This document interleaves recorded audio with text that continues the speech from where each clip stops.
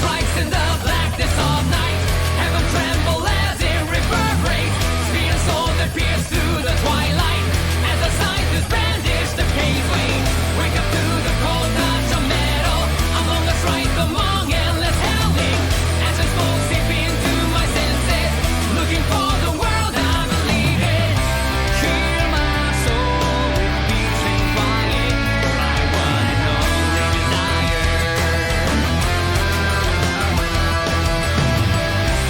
Answer my unquenchable thirst for something all around and yet nowhere to be found. Will you come close to me, hold out your hand, and take mine in yours now? Nights of solitude, gazing up at the moon, the wolf inside me. Your gentle touch comes my restless spirit. I lean into your caress. The beauty of your heart is so captivating. 1, 2, 3, 4.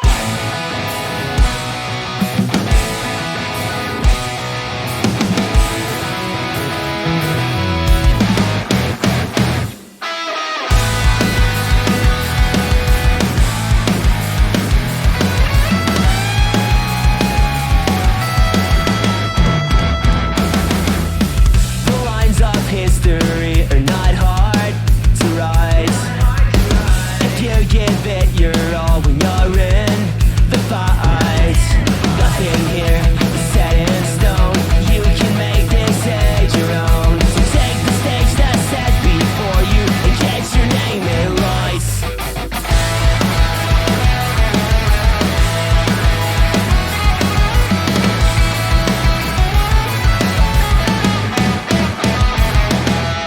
A place in history is not hard to make. If you give it your all with each step you take. Nothing here is set in stone. You can make this age your own. So take the crowd that's cheering for you and make the rafters shake. You feel the nerves but don't be afraid. 'Cause where there's a will, there is a way.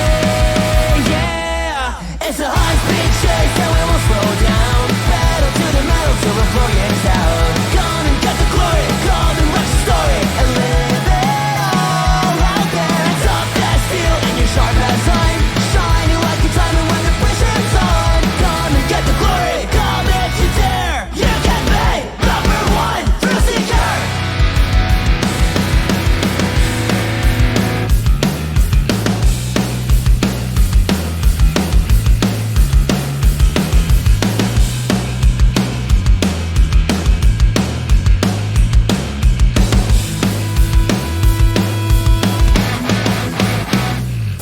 It's a high-speed chase and we won't slow down. Pedal to the metal till the floor gives out. Come and get the glory, come and write your story and live it all out there. You're tough as steel and you're sharp as iron, shining like a diamond when the pressure's on. Come and get the glory, come if you dare. You can be number one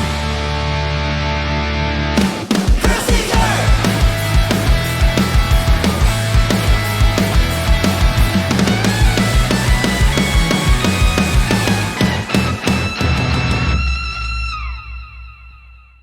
That's pretty neat. And it's good. It looks really good. I saw It's someone use it. it's I didn't know slow. it was Gravity, though. I thought it just had like a couple of hits, like GG or something. Okay. Good evening, everyone, and welcome to the Training Mode Network. If you are new to the Training Mode Network, we are a beginner and intermediate focused fighting game community. We run tournaments nearly every night of the week and community events on Saturdays. Speaking of community events, this Saturday we've got the BB Tag Beginner and Intermediate Crew Battle Draft. It's going to be Burt Bread as one of our captains and Moontide as the other. These are two longtime rivals, so that's why I chose them as the captains. Everyone who is entered will go ahead and, before the stream starts, Burnt Bread and Moontide will go back and forth, drafting them onto their teams. And then we will compete in a Pokemon-style crew battle. We've done these for a lot of our games, and it's really fun. So if you're interested in BB Tag at all, definitely sign up for it. Let me get the form. It's a Google form to sign up. That'll be this Saturday, not Sunday, like I put on the fucking flyer, at 12 p.m. PST, 2 p.m. CST, 3 p.m. EST here on my Twitch. We got a great bracket for you tonight. Only person in the bracket that can graduate is Makona. He has won one before in Rising, so he's been playing a lot of Uni, so our goat might be washed. Makona's been playing the one true game, Relink. True, he's been playing a lot of Relink and a lot of Uni, so he might be washed. And none to one Salts bracket this week, and he beat a lot of good players to get to win it. So none to one might be. He just said in the chat that's about to change tonight. So true. Oof. Yeah, big bracket though. 35 entrants, like gonna be a lot of work for whoever does take it. Yeah, you'll have to play several games. But on commentary tonight, I'm joined by Callisto and Rose. Good evening, y'all. Good, everyone. Yeah. Got some new stuff. Not a big patch. The game's relatively the same overall, but we have 2B, and Rose and I were talking about this before the bracket. This character is kind of rewriting the rules of Granblue in terms of like what's allowed in the game and what the concept of what every Granblue character should or should not have. It's looking really different now. So we'll see if 2B comes up. 2B was legalized, but first we do have the character that came out right before, Lucilius, up on France's side. I'm sorry, on Safari's side, and then France with the Cagliostro. No, I think that is Francie. I think Francie plays. Okay. Tafari is the cat. That's so sick. Tafari just graduated Persona for TMN last week, so he's riding high off that. I'm pretty sure they played Naoto, I want to say, right? No, Tafari plays Yosuke. Oh yeah, it's Yosuke. You're right. Yeah, interesting to come from Persona and not pick up like the actual Persona character, with Nier. Instead, going with the Cagliostro. Still, sort of similar concept with the remote control stuff. And then Lucilius, only been out, about a month. Character, kind of mixed thoughts. Overall, seems pretty strong, but definitely not quite as big of a departure from 2B in terms of like what they can do relative to the Granblue characters, but works really differently. Very long cooldowns, but very strong specials, and you see that pink gauge underneath the meter there.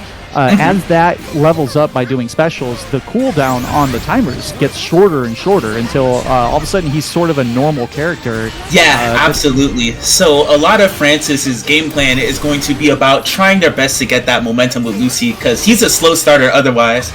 Relative to Kag, who, as you can tell, Tafari is kind of just zooming with this character. Yeah, and you kind of got to, right, with Lucy. You got to go after him early before he's really buffed up.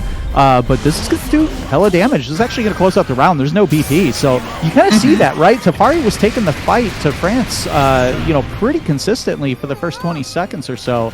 But as soon as France was able to get an opportunity, Lucy does have, moves that are designed to offset the fact that he spends a lot of time without special moves available. And by that, I mean 5M is cracked. That is one of the best normals in the game. And also a very good 5L. That's the 5M right there, the Ragnar kick. Yeah. All right, France doing a really great job of cycling their cooldowns and pressuring Tafari. Yeah, you gotta be really mentally aware of what you have on deck. As Lucy, you gotta know what timer you still have available and not autopilot a combo. Delay nice to you. Ooh, that was spooky range, but got away with the dash M there. Baits out the grab, couldn't get down in time. A little bit of a floaty jump on Lucy, actually. It is kind of hard if you're baiting throws with jump. It's kind of hard to get down and get the punish, but he does have the ult teleport forward, which is a really good throw bait in itself. Yeah, precisely.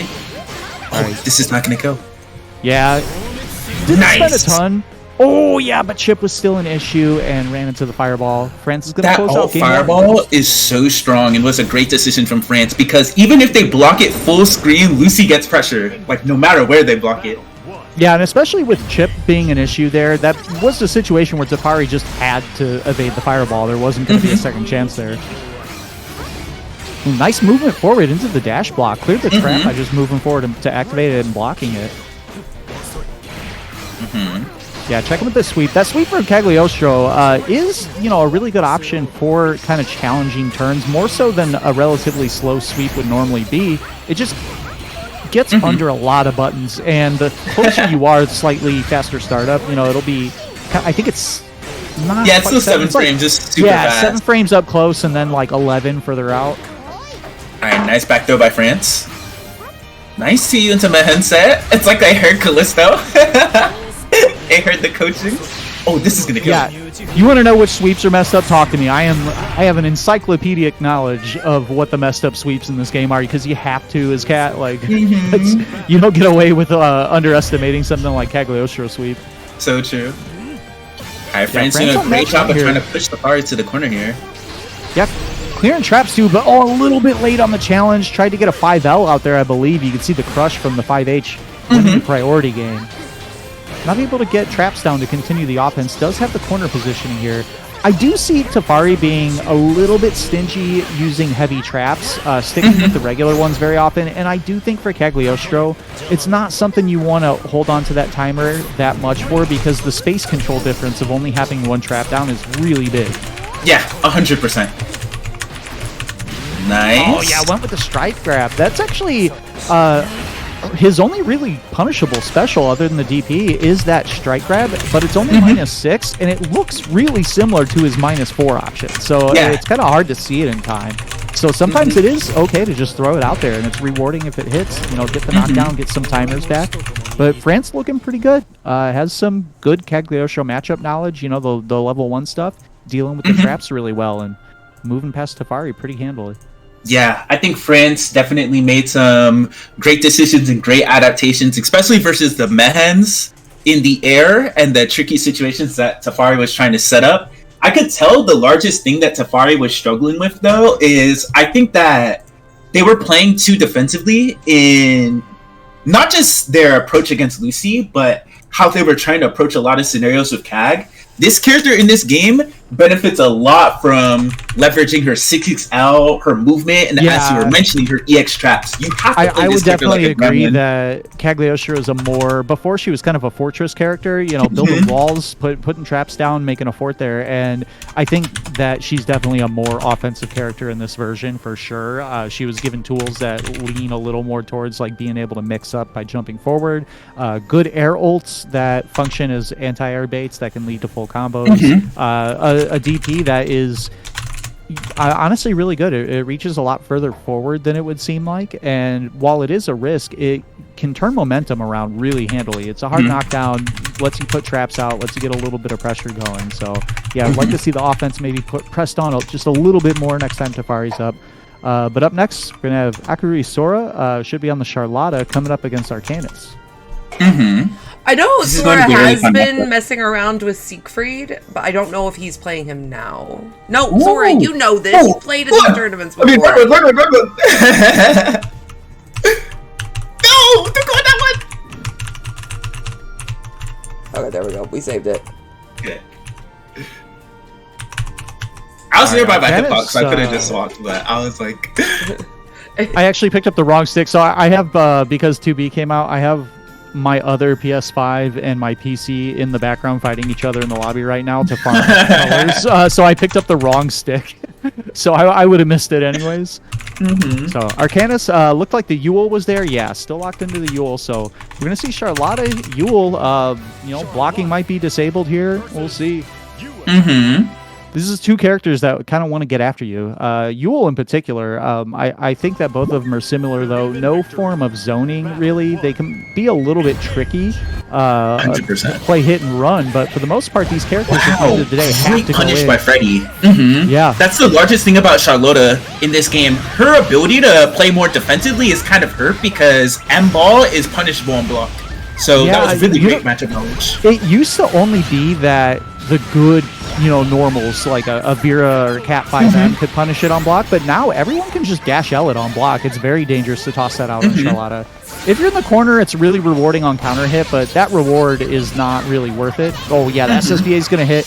This is going to be a good chunk, but this is also all the resources gone for Sora, so have to see what they can do with just the timers. No BP on the side of Arcanus, though, so any hit will do good damage. Oh, good evasion with the 214H. Counter hit, but too far. Oh no, I think that got baited out. Oh, no, yeah! For a second, I thought they landed in time, but I think they might have hit a 2-0. Yeah, they hit something. There was a crush for sure, so yeah, something was pressed. Alright, nice round one by Freddy. Yeah, Arcanus using the dash M multiple times in a row trying to approach there, but Charlotta's just usually not on the ground that much for someone that you want to approach with the low like that. Good with punish on the grab. I like that setup too. Into the charged H there, get a little bit of plus frames, continue the pressure. Good block on the sweep. Stance up, yeah, nice. That is fake. Especially Charlotta does have a very good 2L. Oh, baits out the DP. Didn't quite get in their time for the punish, but that timer's gone now. So yeah, you can be a little bit more liberal with your offense. And yeah, no real reversal available without spending the ult there.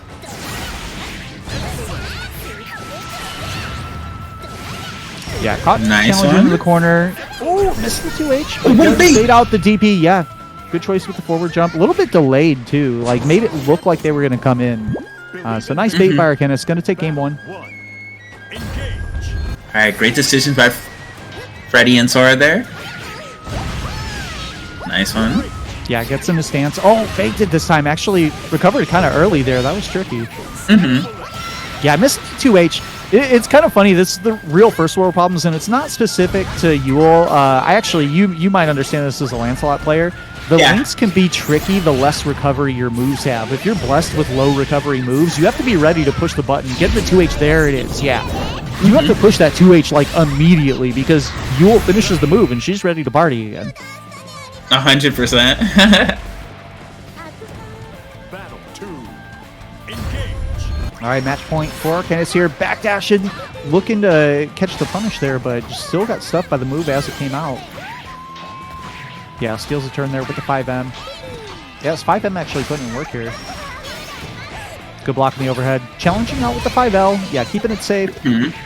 I like that guard cancel option just to like push her back. Like you can apply very safe pressure. Yeah, but so using the guard cancel to just maintain the momentum. Oh yeah, good safe jump. Keep in mind, you can't safe jump ult reversals in this game, the ones that aren't parries. You can't safe jab them the way you could. My goodness. Yeah, oh my god. That didn't do damage. Yeah, that was no BP. This is a fat combo. Look at the red. Good block in the low, but running out of life here. Wow. Yeah, tried to move forward. And Arcanus gonna take it 2-0. That set honestly was pretty close. I think the largest things that really stuck out to me is that in the case of Charlotta versus Yule, I really feel that a lot of your game plan versus Yule in this game has to be heavily driven around how you deal with and contest her 5M and her 6XL in mid-range. Because sure, even though her 6XL does cover slightly more range, the main reason as to why you still have to focus on her 5M2 is the fact that her 5L actually doesn't have the most reach. So generally speaking, unless if it's a late 6XL hit or a 6XL counter hit, she's usually not going to be able to convert from it. So a lot of your game plan still for that reason is going to be built around dealing with her 5M just like you normally would, which is you can neutral jump it, you can commit to trying to punish it. They did change just that move so it does not put you into proxy guard as she moves forward. It's actually the only advancing attack that you can just walk backwards and not get put into guard state from, so that you can with punish it a little easier. And I think Sora 2 got caught just challenging on turns that weren't theirs. Yule can be a little bit tricky because of that fast recovery we were talking about. There were a couple times where it looked like Arcanus actually dropped the combo. It might have even been an intentional kind of a reset point, but just recovered in time and had the meaty 5L hanging out there and just got the counter hit and did a good job converting off of it. Yeah, 100%. It helps a lot to look out for moments such as stance 2L and her more committal cancels like her 2M and her 5H. Because when she does her 2M, her 5M, or 5H, at those moments, she can't really frame trap you for that much meaningful reward compared to contesting her in her close L range, which is kind of scary, right? Yeah, I guard cancel that. I'm not trying to have that character anywhere near me. Mhm. All right, so up next, we're going to have G-Tech looking on the Zeta up against Abyss, locked in with the Jita at the moment. Mhm. This is a matchup that when Jita first came out, there were a couple matchups that were straight up unwinnable. Zeta and Fairy on the top of my head, those were two really, really terrible matchups. Yeah, that Then matchup over was time, Zeta's laser no longer pierced fireballs. That was a big change during kind of mid to late season 2 of Grand Blue, and that carried over to Rising. Jita just got, people figured out that sometimes you just got to push the good button and buffer. She's still pretty strong at that. She also has the ult Rekka as a raw whip punish tool is very strong in this game. That move is incredible. Yeah, she's a character that on paper, I mean, Jita got the crap nerfed out of her. Like objectively, she took several heavy nerfs actually. And at first, it was kind of like, wow, why'd they have to do her like that? But as the game is getting felt out a little bit more, it kind of, you see like, okay, she would have been too much for sure. Yeah. She could do everything that she could in 2.85. Oh, had the backdash bait on the grab. Nice one. Tried to do the dash H punish. Yeah, pretty Wow, pretty great easy close punish. H. Fireball, ult, Rekka. Yeah! Oh! They missed yeah, the link that's a hard route. combo. Yeah. Let's go. I'm not even gonna lie, I don't even mess with that route on Jita. Oh yeah, no, that route is like, I don't know how you would ever confirm that. Yeah, her anti-air routes are like actually annoying as shit. I actually just use I use ult Rekka as like a skill button like Twitch punish. Yeah, I'm not trying to mess with the hard stuff. That's why you play a Shoto to do the easy stuff. With the So 5 true. L, I yeah. play Shotos to turn my brain off and press far in. Oh, good jump. Yeah, Unfortunate, not enough hit stun. Great EXTP. it's hard to combo without a counter hit. It's actually really hard to combo to a 5H after a jump in. Unless it hits super deep. Oh, good punish on the dodge. G-Tech trying to work some pressure here. This is actually one of the first opportunities G-Tech's really gotten to play. Has the counter hit dash L. Going to be a good combo here. Question's going to be, does G-Tech spend the meter? Nice. Oh, right, now the great throw by stare down Abyss. though. Thrown into the corner and fell for it, but no cancel there. Found the back throw. Looking for the sweep. Gotta be careful. Zeta with really powerful ults, and that's what I'm talking about. Some very, very strong ult attacks. I think Zeta, I don't know, early on people had her, arguably in the top 5. Definitely a lot of people were very high on the strength level of this character, and I still think that's true. But compared to the other very high tiers in this game, I think that Zeta is a wildly different character when she has ults. She's pretty mid when she just doesn't have 50 or 75 meters. If she has 50, she's good. If she has 75, she's actually messed up. Yeah, 100%. That's something that Gandito and all of so many strong players currently think. Yeah, her ults, especially being able to sort of combo them into each other using multiple ults to convert. Big check, though. RSRC, good spend here. I like that just to normalize the combo, make sure you don't have like a weird juggle. Use that auto combo, giving up some damage for the slight hard knockdown of the auto combo into the 6H triple attack. This is what I'm talking about. Yeah, 70. Yeah, GG's. I had 75 meter. You got hit by an ult. Wrap it up. That's how Zeta works. This is a character. One of the big defining things of Granblue to me has always been the need to be aware of the other opponent's resources, their timers 100%. in particular. But now meter, think back to 2.85 and how you had to know, like, if Matera had Rush or Overdrive available, right? Zeta's in that zone right now. You have to know when she has 75, because if you go for a grab or you whiff a fireball or something and you didn't notice that she has 75, you just lose. Yeah, 1000%. G-Tech is definitely playing a lot more confident. That was a safe nice jump, but OGB. actually pushed a button. Didn't fall for the G-Tech throw is this time. adapting, yeah. You could tell they're not beginning to bite as much on the throw baits that Abyss has been establishing. Oh, 5H out of counter hit stun. We're definitely playing Rising now.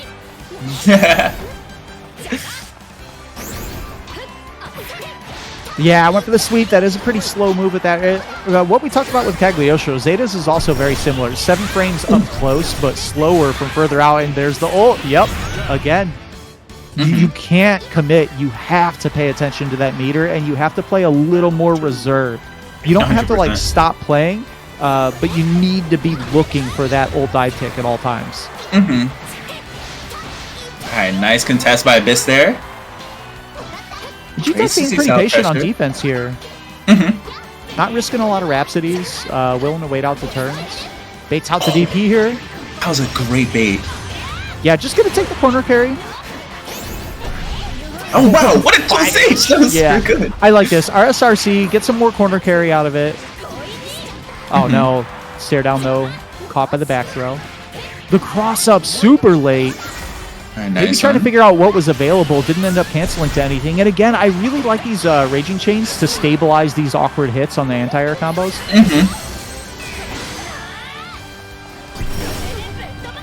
Oh, Yeah, missed the punish. that's safe That's at that close, height. You can, if you block it high, you can punish it. If you block it low like that, it's usually going to be safe. It's like -7-ish like that. Gita can with 5M, but at that spacing, it would have been kind of tricky. And G-Tech, I feel like, was kind of playing on the back foot the entire time. Abyss was doing a really good job on offense, actually doing a lot of things very well. Did G-Tech but win G-Tech 2-0? Yeah. Okay, cool. Yeah, G-Tech just kind of hung in there, waited until the win condition was met with the meter, and didn't commit too hard until the meter was there. So, I mean, stable Zeta gameplay.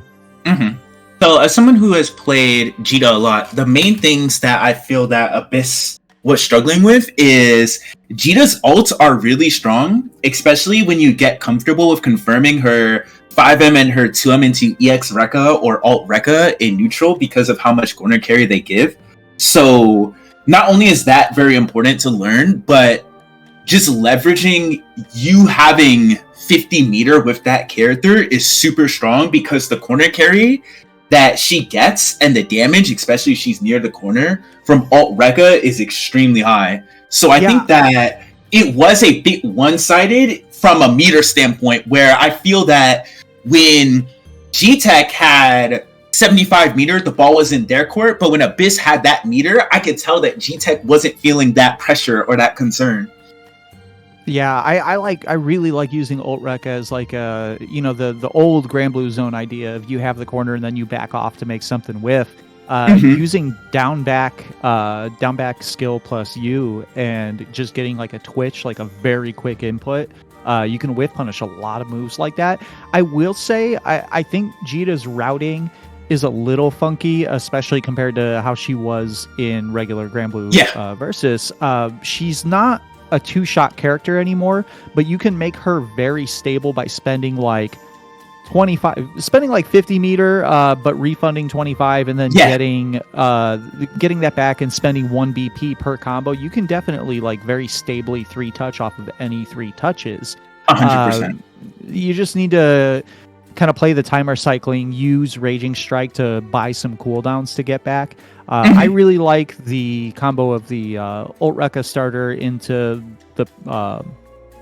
you pick up with Raging Strike, button into Fireball, and then you combo another Ult Rekka off of the heavy Fireball juggle. Yeah, it's super good. So you're effectively spending 50 meter, but you're doing half their health for 50 and 1 BP, and then you still kind of have your timers available afterwards. That meter economy isn't that bad. You only spent 50, and the meter spend cooldown on ults is actually pretty fast. You're making meter again pretty quickly there.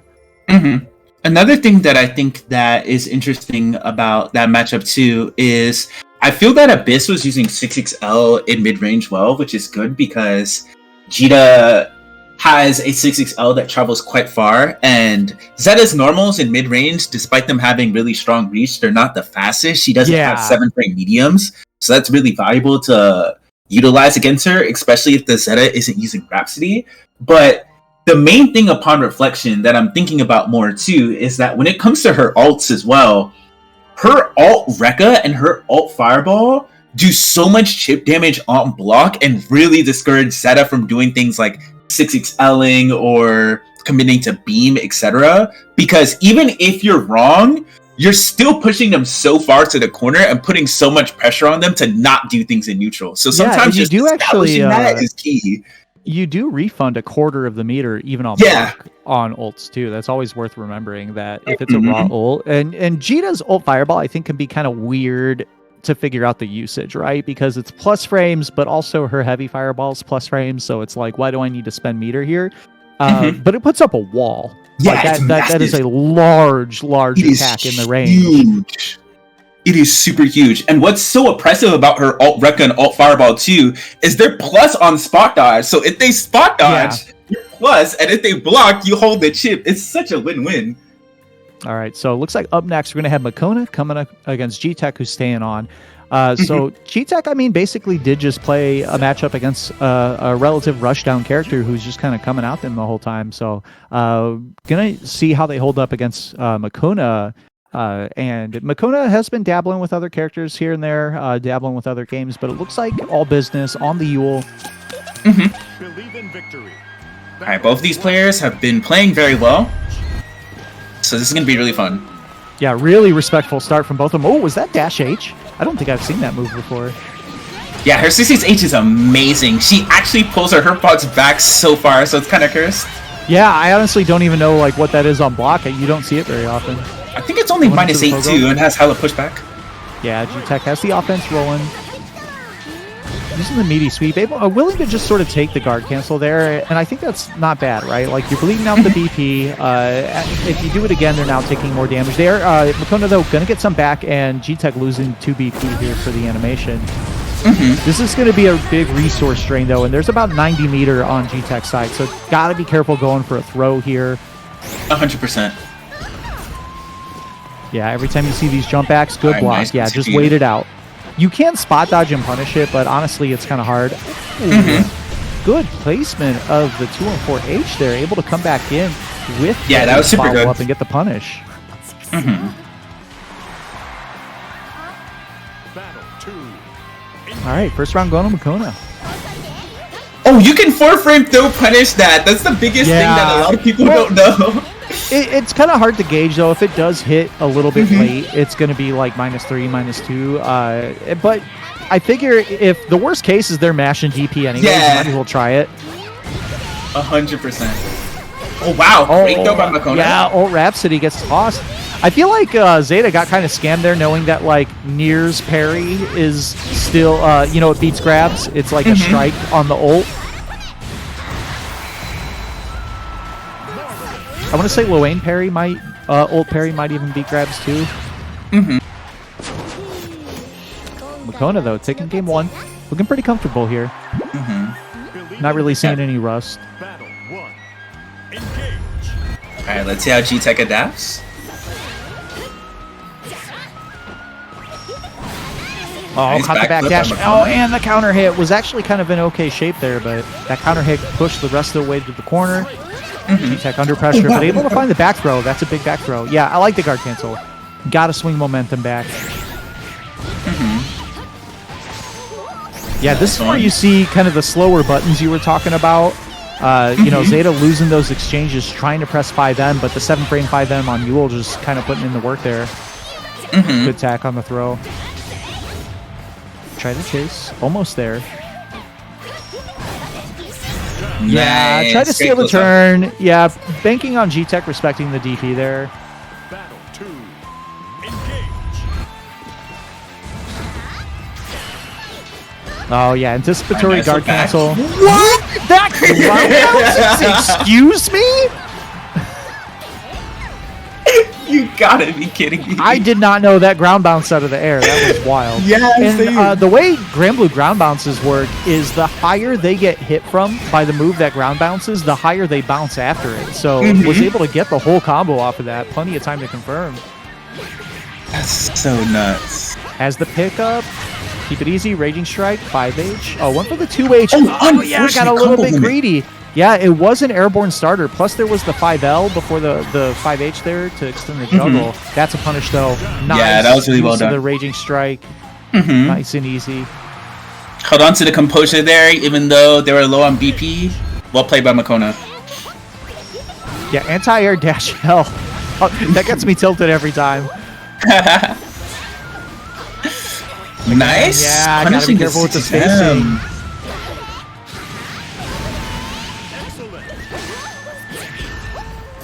Check with the 2M.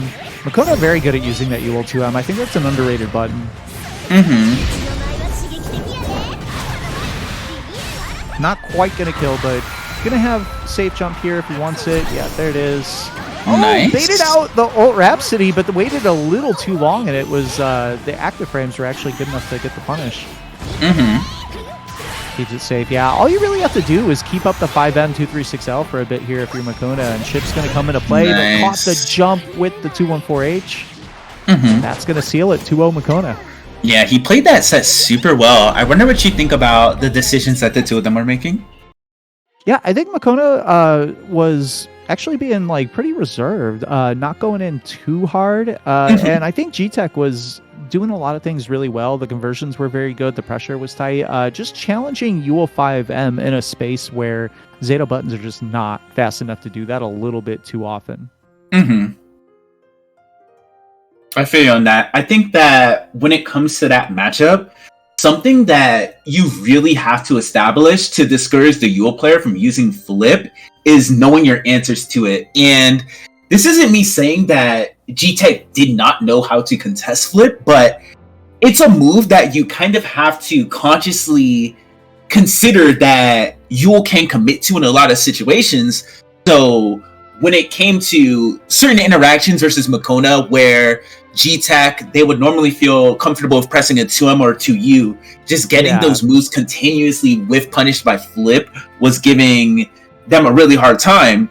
So I think that if you represent 66L as well as... or a delayed 5M would also probably reach for Zeta. And in the case of certain characters, ults are super strong versus UL flip. Like characters who have because of the slowdown. Ults, She doesn't land in time to stance cancel or anything. And you know, you do have to worry about, you know, the DP is also there because UL has like 4 or 5 different invul options with meter. But you need to make them show that they're going to wake up DP. On the Yule side, 214H is a much more rewarding risk. If you're going to risk invuln and you're going to risk getting chased down, why not do it with the one that starts a combo? You know, so you want to play that as the level 1 and force them to DP, and then, you know, go from there. 100%. That side was very well played, though. That was super fun. All right, so up next we're going to have Shiraga coming against Vanastaz. Looks like Zoe against Lancelot. Have you gotten to play this? You were talking before the bracket about talking to Apple. Have you gotten to play this matchup much? Yes, this matchup is interesting because I feel that it's still even in this game, but the main thing that Zoe used to be able to bully Lance with, which is spacing traps, even though their dragon pressure is still intact, her Rekka spacing traps and her spacing traps in general, they're a lot worse due to the existence of 66L. So Lance has more luxury, especially now that he has an alt DP, to not be at the mercy of normal spacing trap and RPS situations. So being in a slightly minus scenario in this game versus Lance is just harder. Yeah, you can't bully him being subby as much. You have to be really careful with air lightning when he has meter as well. I'm pretty sure that you can dodge and do what's the forward slash ult gorilla blade? I don't really know the name. I don't know enough German to say what his actual moves are. Yeah, but Zoe, I think on her side, you know, less of a set play character in this version, more competent zoning, actually. Better mid-range character, really good at just shutting down the middle of the screen. 100%. All right, good pressure by Benitez. Oh, good check with the 2L, though. That was a huge check to get out of the corner. Chaga trying to make some space here. Nice, that was really good. Yeah, the 5U. Oh, and that's what I was talking about. The Ult Gorilla Blade, it can just punish so many things from so far, and it gives the side switch. That's the scariest part. Yeah, caught with the heavy fireball. Just frame trap, trying to challenge. It looked like a 2L or a sweep came out there.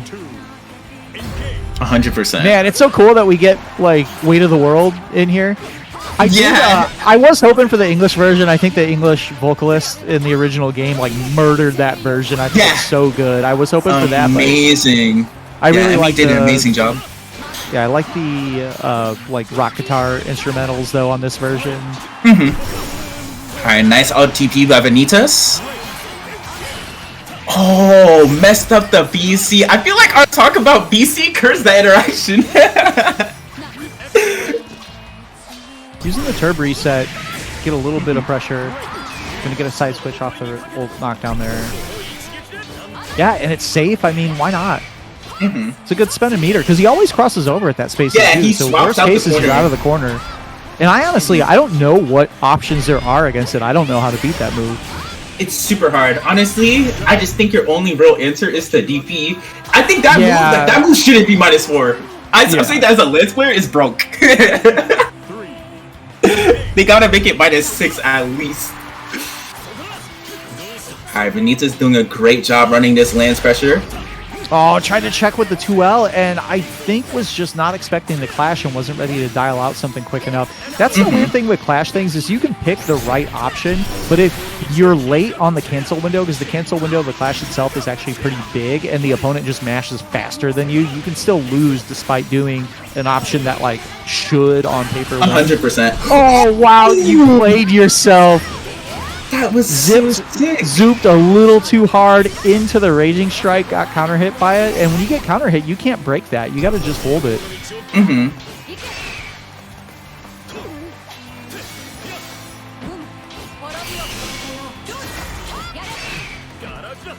Oh, slightly missed space. Got away with it though. Yeah, gonna spend there to get out of it. No BP left for Shiraga though. Chip's gonna add up really quickly here.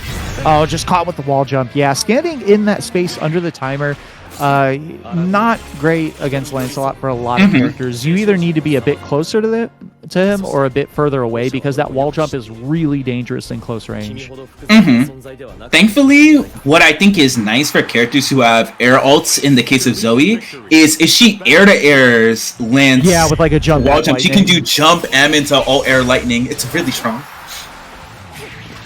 Oh, just caught challenging there. Was a weird jump angle. Able to avoid the anti-air with the old lightning. That sort of worked out for everyone. Alright, nice one, Yeah, Shiraga. moved under it. Yeah, worked out with the angle that Vanitas took there. Look at that wall bounce range. I remember when Cat had wall bounce range with that. It's so jarring seeing this character. Yeah, do it's just damage to itself. not just the damage, but the corner carry, the wall bounce range off the blade, the way his combos function are just really different. Oh, that was an interesting setup. The heavy turb off the fireball to Yeah, make a it's cheap fake because it's plus. It's Yeah, plus exactly. It looks like it's punishable, but because that is a punishable move, but not with the fireball covering it there. Oh, the overhead, yeah. One of the few characters that kept something similar to Universal Overhead with the dash M there. Nice. Very well done by Benitez. Battle 2. Engage. Man, I'm gonna have to. This is one of those songs you like sing when you're alone in the car, hella loud, and now I'm gonna have to learn the Japanese lyrics. Nice The one. 2H just putting up the wall against the 2U. Use the dash H there. Yeah, that's kind of hard for Lancelot, actually. He might be able to 6XL there, but that is, I believe, -9 on the Zoe dash H, but at that range could be kind of awkward for Lance to punish. Yeah. Nice combo here. Gonna spin the super.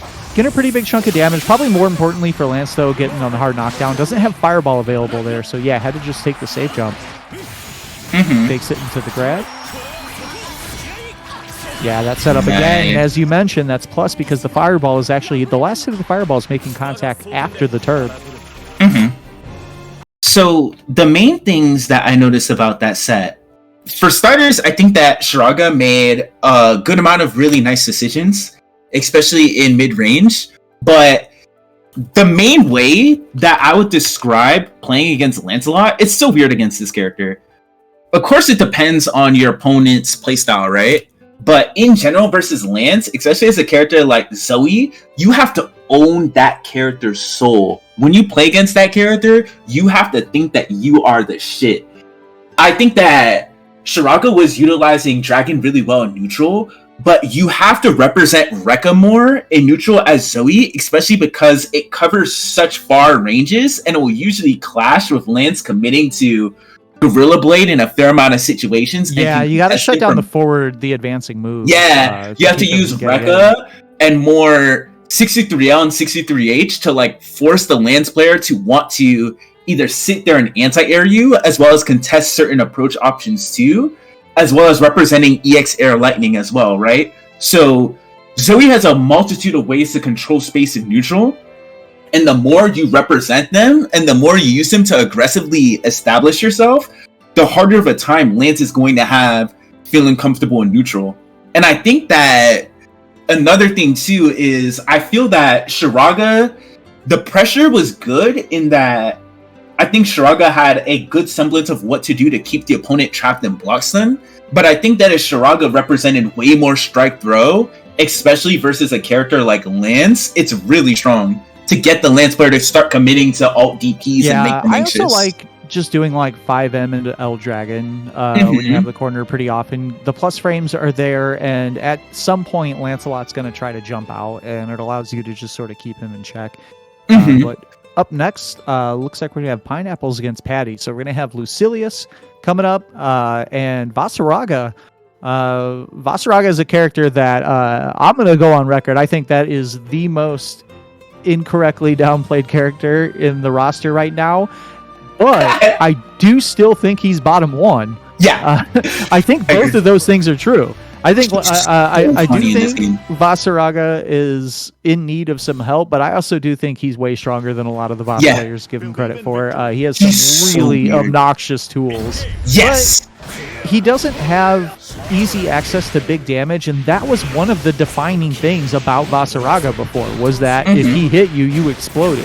Now he has to play sort of this attrition game and use his high health, try to survive some situations, and his higher priority but slower buttons kind of were better before dash lights existed, but now it's like just kind of easy to get counter hit as Vasaraga.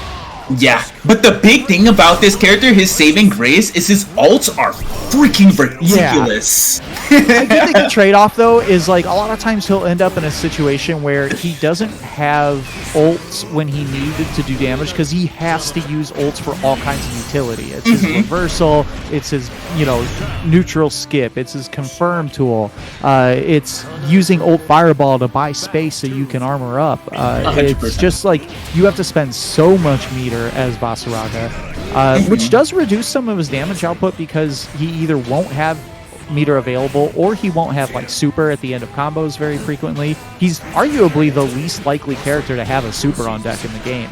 Yeah, 100%. Yeah, busting out with the grab again. And this is what I mean, right? Like, you have to spend that 50 just to get out of pressure, and you're not going to get a refund because it's invuln.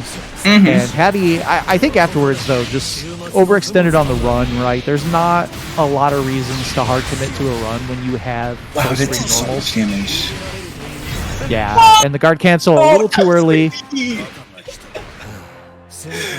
I'm thinking this Lucy fella kind of cheat. I think this character OD. Oh, yeah, no, I think especially in this matchup in particular, we've already seen the multi-hit fireball very good for shutting down walk. You can't preemptively commit to walk very easily, or if you do, you need to cancel the steppies into something right away.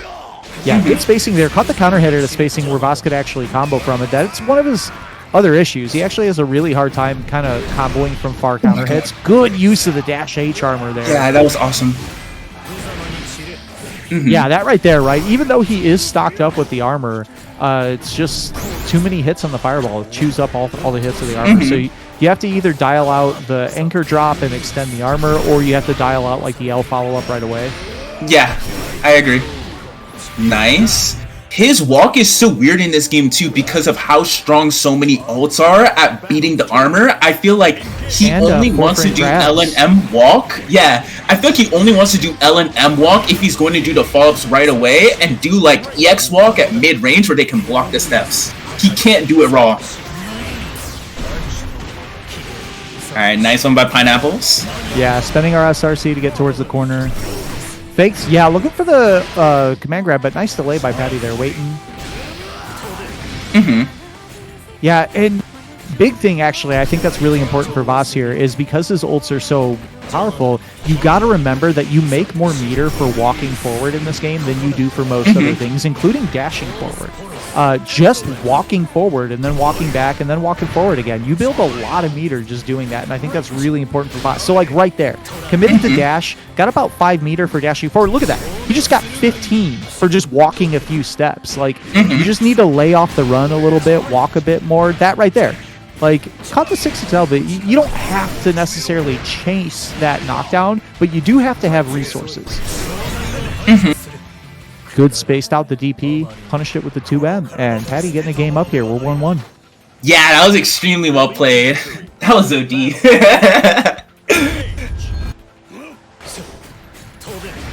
Alright, it's big boy Nice season. timing on the jump. Yeah, and that JM, that's a good fireball punish tool. Universally, that's something that he can jump over the fireball and get that horizontal punish from hella far. Alright, nice. You release pressure by Pineapples. Oh! Yeah, good What a patience bust out. here. Alright, nice one. Getting Unfortunate. too early on the guard cancel. Get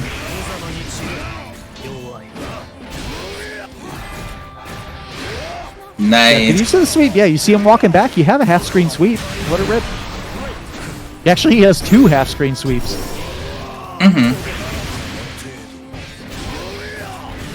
In the stance, yeah, building up that sword meter. All stocked up on sword meter, though, so gonna have maximized cooldowns here. Yeah, this situation is going to be very hard for Vasaraga. Yeah, Lucilia's a very complete character at 5 sword level, for sure. No BP, though, so, I mean, any touch right now, Pineapples is gonna melt, but Nice. chase it a little too hard, and again, you know, all you had to do was not run. Just keep walking. You were technically, you know, with no BP, even though you're down lively, there was about 60 seconds left. You're kind of still in a pretty favorable situation because any stray ult tackle into a 2M or something all of a sudden wins. Oh, wow. Oh, Nice. good use of the H teleport to duck the guard cancel and come down with the punish. Nice. Yeah, busting out, but this might be too little too late. Not a lot of health, not a lot of meter. This dash H is a good starter, but unfortunately not able to get the confirm. Finds another counter hit, able to stock up. Yeah, gotta be careful spending those guard cancels, though. Only 1 BP is left right now on Pineapple's side. And, Nice. oh, okay, didn't get charged for that one.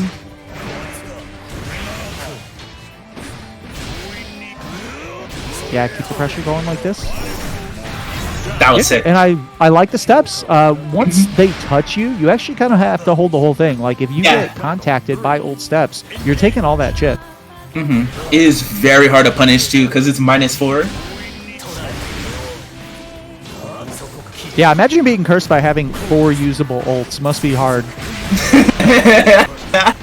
That's why Cat always has super. Oh, Yeah. this time the tackle. No. I don't know if that's what he was looking for, but gonna get punished for it. Spending the meter. Oh, wow. What a back Stride throw, thrown, though. Yeah, waiting out the fireball. Nice. Good patience. This tackle's close to the wall. Good pickup. Yeah, I didn't know if it was going to get awkward, but... Whoop. Speaking of getting awkward, though, on the routing... Oh, I had the hit. Just had to dial out the RSRC there. Patty's still in it, though. Yeah, I tried to challenge. I think that's going to do it with the RSRC. Oh, no, Raging Chain. No, missed the Raging Chain. Patty charging in kind of hard, though. Yeah. Wasn't quite on chip. Could have actually held that fireball.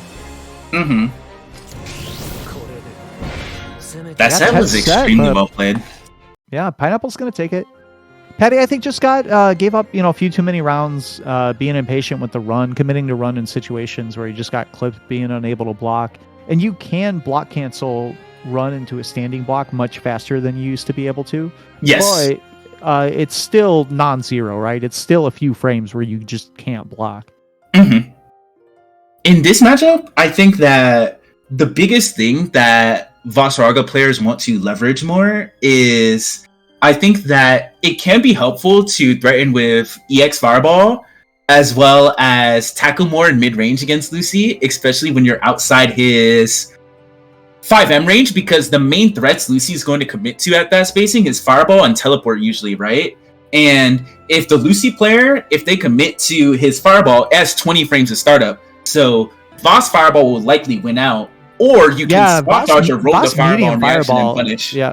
Voss medium Fireball is extremely busted, actually. That's a very good move for getting started. And I do think, rather than trying to run forward and get in there, you do sometimes just need to throw, and this is classic VOS gameplay. This is not like new Rising strat. Sometimes you just got to throw light tackle out and fish for like a stray counter hit, and you use that counter hit knockdown to get armor up, and that's how you get started. 100%. All right, so up next, looks like we have Arcanus coming back. Going to be going up against Nico. I got a really good buddy named Nico. I don't think this is the same one, though. He doesn't strike me as a Grand Blue player. I always think about Nico, the Narmaya player, but I never met a Nico. We had friends over for games one time, and he also was hanging out, and he just fell asleep watching college football in the basement, and everyone's like, wow, I didn't know you had like normie friends. I'm like, yeah, he's just a regular dude. Yeah, I have some normie things I like too. I love football and I love basketball. I also love wrestling. I'm a big wrestling fan. Oh yeah, we can talk about that later. I got tickets to go to Road to Mania with my friend and his 10-year-old daughter just to watch her wild out. It's gonna be fun. No way, that's so sick. All right, so we're gonna have Nico looking on the cat and Arcanus still on the Yule, and I'm gonna put it out there. This matchup did not get better. Yeah, this is that matchup, this is a real hard matchup. And you know, I don't know if it's Cat's worst matchup because there's some new contenders for that throne. Anila is very hard for her and whatnot, but this is still a pretty difficult matchup, but it does require the Yule to play kind of in a specific way, and that way is safe. Not overextending, just using 5M and a 236L, but Nico right now has kind of getting the best of it. Caught with 5M though, and that string though, that's what makes it hard is, even from the second hit, it's always a true block string, it's always safe, and yeah, you just have to not get hit. Don't give Cat an opportunity to do the big damage that she does. And you can see how much corner carry happened there. That was almost entirely on block. Nico got pushed to the opposite wall just on block strings, and that's the difficulty of your Cat here. She doesn't get to cash out her damage very often because she's fighting out of the corner very often. Good patience there by Arcanus on the frame trap. Nico chasing, has the counter hit, but I think was trying to 2M into light thrust or something and just caught a 5M. I actually do that all the time where you just don't get crouching in time to get that counter hit. Fun. Yeah, good spacing here, but with punish with the 5M, and that's what's hard for Cat in this. RSRC should close it. Yeah, that 5M is such a good tool. You think of Cat as the whiff punishing character, but Yule 5M is better at whiff punishing Cat than Cat is at whiff punishing Yule for sure. It's hard too because whiff punishes in this game can sometimes be so timing driven, and Yule is so much more likely to win those interactions. He's also just has a lot of advancing moves that don't whiff very often. Nico, though, has already shown a couple of good punishes. Had the punish on the dash M. That's very important for Catalina. Her 2M and her 5M are the best tools for punishing most of the low-hitting dash Ms in the game. She has a lot of privilege in that specific regard. Yeah, just held the block. That 2H definitely would have been a little spooky, so good block there. Good control for Nico here, but this is going to be the bust out. How much corner carry is going to happen here is going to be the big thing. Oh, side switches. Good block. Dark cancels out. Nice late tech. Unfortunate. RSRC, yeah, do another one. Yep, nice and easy. And this is kind of what I was talking about. Like, Nico was getting the hits, but because you're fighting out of the corner against Yule so often, because she gets so much corner carry both on hit and block, you're just not getting your wall bounce and do a billion damage, which is kind of what's keeping Cat in this version. She's not unviable for sure, but the reason she's viable is because she does insane damage in the corner. Yeah. Good spacing there. Yeah, they did the dash M. Trying to keep that 5M out and, keeping Arcanus at bay here, but you do got to be careful with that because that is really easy to whiff punish.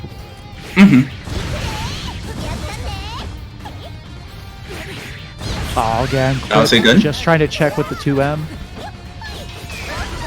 Unfortunate. Oh, caught a big counter hit, though. This is going to be good damage. Is Nico going to choose to cash the super? 5HH? Yeah, going to do the SBA, get the hard knockdown. Going to take a BP away. Was already down a BP, though, so kind of expensive here. Still at the disadvantage on resources. Yeah, and I like that by Arcadis. Spend it because you have the BP lead. I would do it again right now just because you're going to be even. But now Nico with the life lead. No BP though. Have to be careful with the jump scare Raging Strike. Ooh, no buffer, but yeah, there it is. And I feel like every round is kind of coming down to this. It's very hard for Cat to spacing trap in those situations because from 2M and 5M, she can't easily commit to making Yule 5M whiff, number one. And number two, if she commits to Fireball, she's minus anyways. Kind of tough. Yeah, and actually just straight up punishable by 5M if you're too close. Oh, wow, yeah, the double shimmy. Didn't fall for the first one, but the second one worked. Gonna spend the DP for the hard knockdown. That's expensive, but it does allow the timers to come back. Oh, a big counter hit. Doesn't get the combo, and Nico does have an opportunity to bust out here. Clutch jump. Yes, Cat jump you. Let's go. In wall bounce range. Yeah, are we gonna spend SSBA here? Yeah. Gonna clear out the rest of the BP. Should have a slight life lead after this.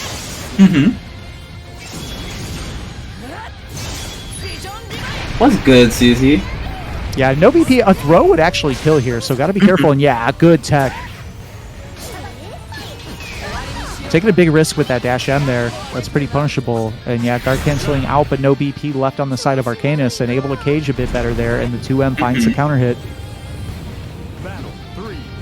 Engage. Dang, that 60th M is so hard to punish. Nico is fighting for that. Yeah. No, that was just very well spaced by Arcanus. That's definitely, you know, if you see one of those dash M's and Cat can't punish it, you know it was unpunishable. That dash L, did you see how tipper it was? That was definitely the range where it becomes like +4. Oh, and got the wall bounce, good recognition. Yeah, and that's the problem is you can't steal turns as Cat in this matchup. When you're minus, you have to hold the 5M because 5M is just going to win. Oh, caught with the really kind of janky, awkward-looking safe jump with the JL there. Just kind of caught him looking, and that's going to be a 2-0 for Arcanus. Nico, I think, actually played that pretty well, though. That's a very difficult matchup, as we said, going in, and was in it for the bulk of the time. Just had a little bit of trouble closing it out, largely just getting counter hit by 5M, not respecting that you will 5M in mid-range enough. So if you were to give a Cat player advice and insight in those situations, do you try to represent light wall after certain Cat cancels to try to beat it out? Or unfortunately, light wall is very, very nearly useless in the matchup. It's only really good against the H follow-up from the 214H. From stance. You know, like the rush punch. It's good against that, but because it's both multi-hitting and far-reaching, if you do like a block string and you use light wall cancel to bail out the way you normally would in most matchups as Cat, you will just pressing 5M just beats it. It'll always punish. Honestly, you want to just kind of keep that tip 5M range. I like to do tip 5M into light fireball. I think that's a really important string there. If you space it perfectly, that fireball is going to be like +1, +2, and that's when you can counter poke against that 5M. Yeah, that's saucy. For sure. That set was really good, though. That was really nice. I think they have 2 Yules in top 8, too. Yeah, one of them coming up right now. Let's see here. Makuna. This is going to be the first match of top 8. It's always nice to see beginner and intermediate players play Catalina, too, because I think that despite the fact that there may be a lot of people who have certain mixed thoughts on certain aspects of her as a character, right? Understandably so. I think that she's a character who plays core Granblue really well, and she's super satisfying to play and make good decisions with. And I think sometimes being easy can be better than being strong, especially at a lower intermediate level. And Kat is simple. She's hard to win with because, you know, she has tools that are outclassed by tools that a lot of other characters have at a higher level, but she's straightforward. She's easy to learn. She's easy to pick up and understand what you need to do with her. The execution's pretty easy. You don't have to manage excess resources. You don't have to build up a sword level to have your timers like Lucy. It's a good starter pick. I also Yeah, just 100%. recommend Gran a lot, and I think the free version is awesome for that. I think Yeah. Gran is a very good character and a very fun character. If you're looking to get into this game, I absolutely would recommend just grab the free version to try it out and pick Gran. Makona, though, has the corner positioning, and yeah, this is going to be the hard part. You're Lucilius, you don't have meter for DP yet, you're at a low sword level. At least has reversal Nice, that available caught now. backflip.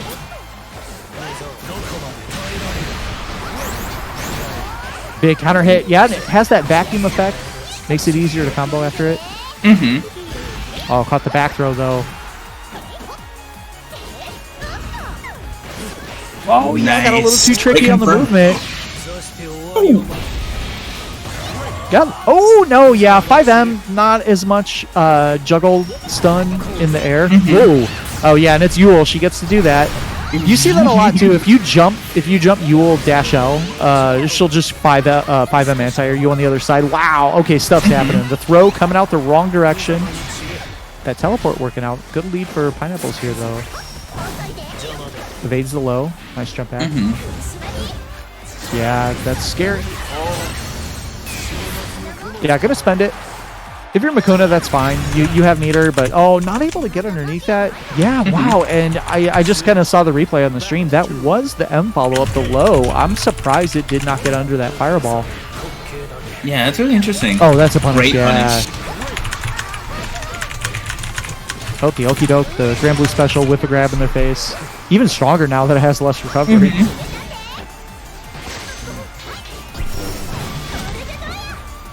Yeah, I think that's something else that's very strong about Yule is the post-throw tech situation on regular and on late tech is very good for her because she just has a 7-frame advancing move.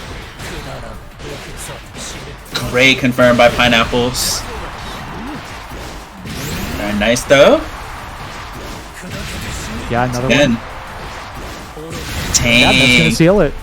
That was tough. I can tell that Pineapples got the read from the first round that Makona would down back in a lot of situations and wait to BC. And threatening with throw in those scenarios, despite it feeling as if throws are less threatening in this game due to mashed attack, it can still be scary committing to mash, especially if a player, you know that they're going to commit to frame traps too.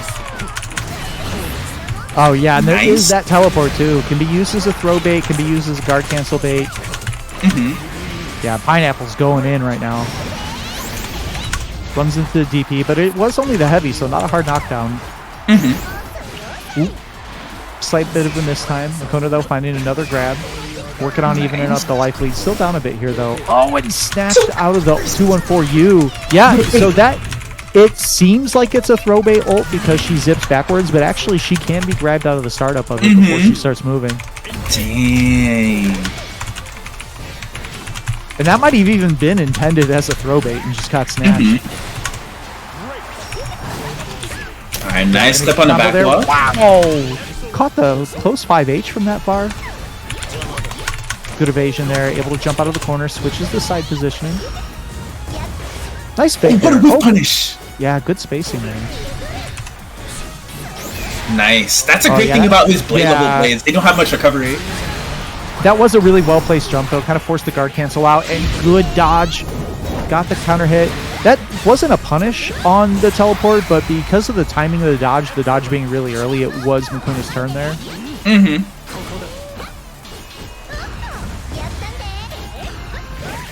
Working the corner. Nice. Big check with the 2L.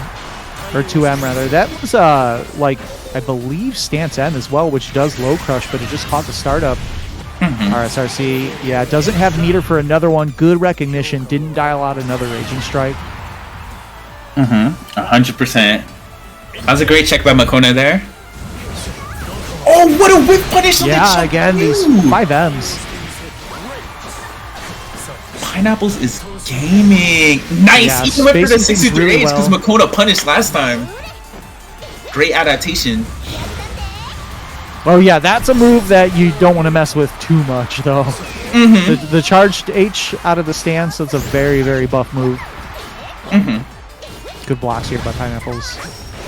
Nice. Wow, Takes yeah. some talent. Makona actually did get away safely, but another grab here. Has the tech this time.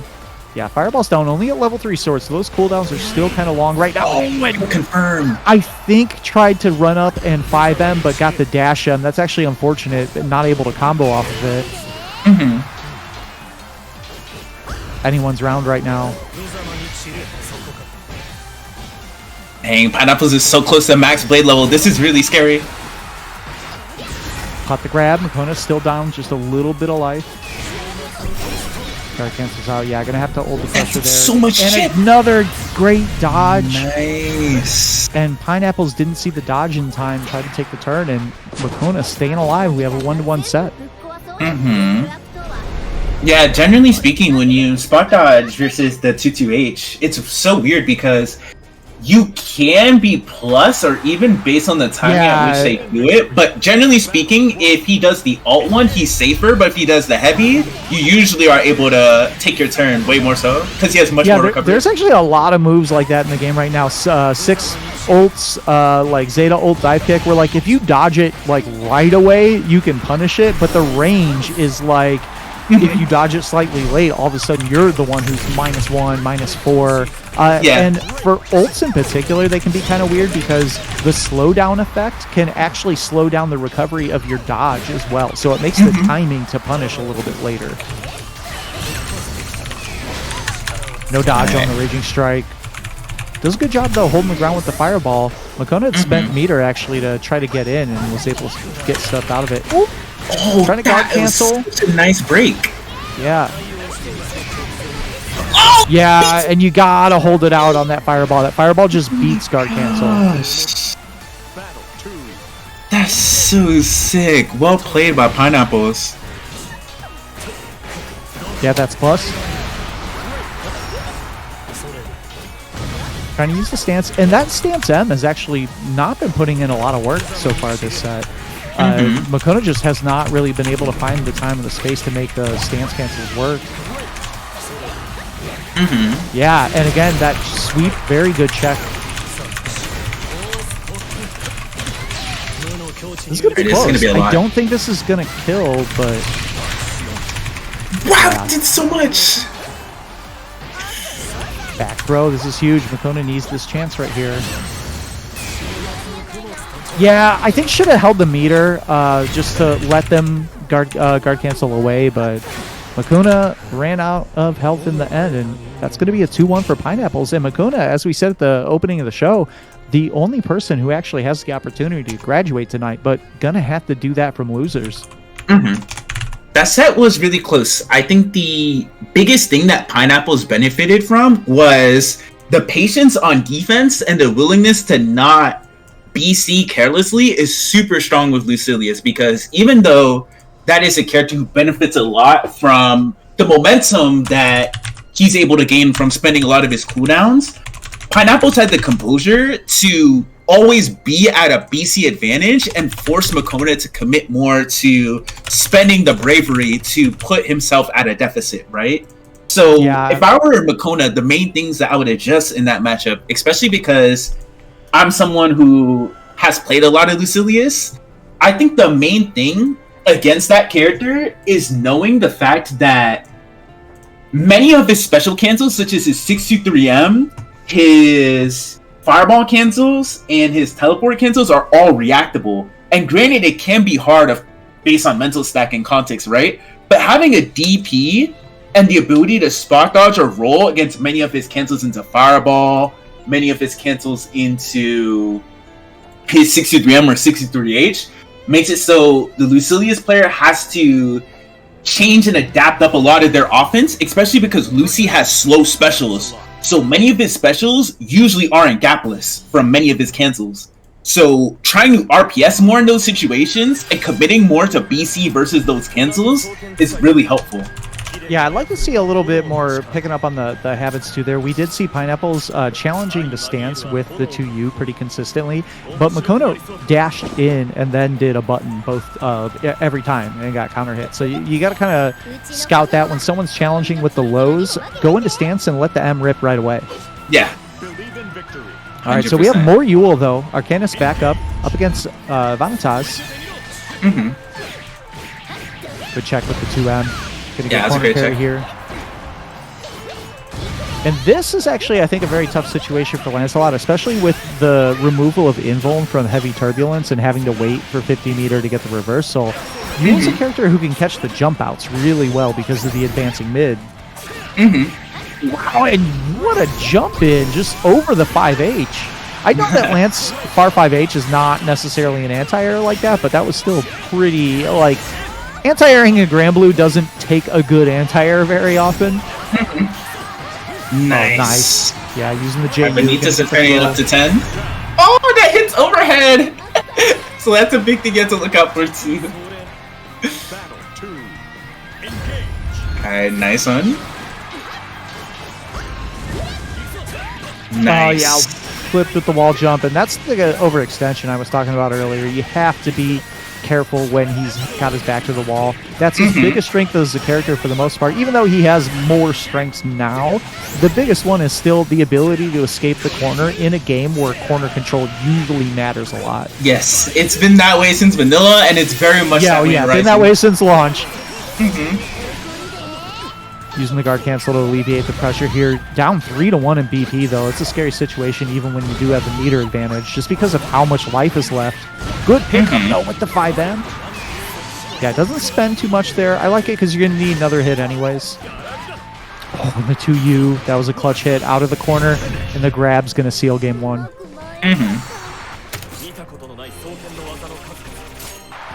Benitez is looking very comfortable in this matchup. I feel that Freddy just needs to assert themselves more in mid-range with 6XL and 5M. I do think the way the characters work, too, aside from, like, stance pressure, you definitely need to know more about Lancelot to fight him than you need to know about Yule to fight her, because she's just a little bit more of a straightforward character. Yeah. Lancelot definitely has a lot more tricks and, you know, a lot more kind of tricky movement. Good DP there, yeah. Dealing with the nice whirlpool ODP. very well. That right there, right? Like, Yule has good rush down. She's not going to cross you up in the middle of it.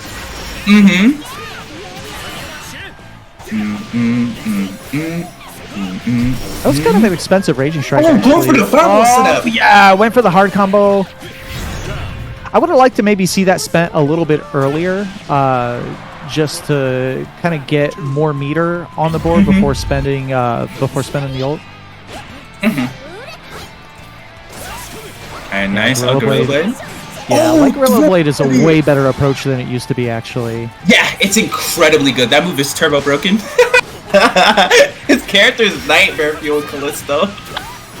Yeah, this is why when I have him in the corner, I am not going in. I'm backing up, usually behind my super meter, and that way I can deal with wall jump. Oh, beating up the DP. Nice. Yeah. Is he going to spend the super here or try to hold the meter for ults? That's actually, I feel like Lancelot, in terms of keeping momentum up, that's kind of a difficult decision because we haven't even seen the ult fireball coming out of Vanitas yet. That's a very powerful tool for 50 meter. Yeah.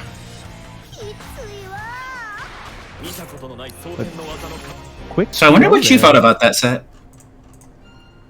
Yeah, that was, I think for the most part, you know, like I said, you have to know more about how to deal with Lancelot offense fighting him than most characters need. And I think that Granblue is a very knowledge-checky game. I think every character has at least one move where if you do not know how to counter that specific move, even the bad characters have a move that's going to smoke you if you just don't know the answer to, you know, dodge it or punish it or defend it correctly. And we could see, you know, the JU especially. Every time he went for that JU into like the empty low or the grab, it was working out. 100%. I think that in general with that matchup too, you have more luxury than you think as Yule, especially because her dash speed is on par with Lancelot's and her walk speed is so fast. You can stick on that character. If you stick on Lance and stay within Yule 5M range, it becomes really hard for the Lancelot player to do anything. He has to spend the DP to get out. Now that he can't just turbulence out, you know, he kind of has to spend. And, you know, we were talking about the strength of the wall jump, right? It's particularly strong when you're in that position that, you know, we would call the Granblue zone in vanilla of standing directly under the timer. The hard part is against almost every character. That is where you want to stand. That's still a very good, very commanding corner positioning situation, but you want to back off a bit further against Lancelot or be right in his face. But you got to pick one of those two, because if you're in that middle range, it's just not reactable to deal with the wall jump. But up next, we have Abyss coming back up and Nico. And this is getting into losers top 8, so that leaves Pineapple to Vanitas in winners finals. So this is losers top 8. Winner of this gets Makoma. All right. Yeah, I was looking at the bracket too. Yeah. Gonna have a Shoto matchup. This is a pretty even matchup. Catalina, one of the few characters that even pre-patch, even before Rising, which made it easier. She was one of the characters who could consistently whip punish Jita normals and could contest the mid-range really well. Even though Jita has the movement advantage, has a better fireball, better corner carry and whatnot. Cat normals work very well in the mid-range. 100%. Wow, Nico is playing extremely well. This player is very impressive with Catalina. Yeah, great whip punish on the 2M. Yeah, that was awesome. SVA.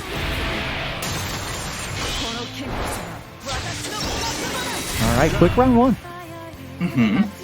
And this is Shoto matchups in Grand Blue have always been corner positioning matters a ton. Since there's no air stalls on either side, they do have the strong JUs, but for the most part, once any Shoto has any other Shoto in the corner, it is extremely difficult to escape. Yeah, gonna be pushed back there by the DP. Oh, yeah, too far. Yeah, and roll caught the recovery of the roll with the 6XL. Gonna get a full combo here. Spend an ult TP for a hard knockdown. It's expensive, but it does guarantee some pressure. Oh, yeah, I think was looking for a close 5M frame trap, but got fire 5M there. Still commanding position for Nico here. Yeah, you don't have to do a lot more other than find these little straight counter hits. That was extremely well played by Nico. I'm curious, but if Kat does all DP there, does she get an auto-time safe jump?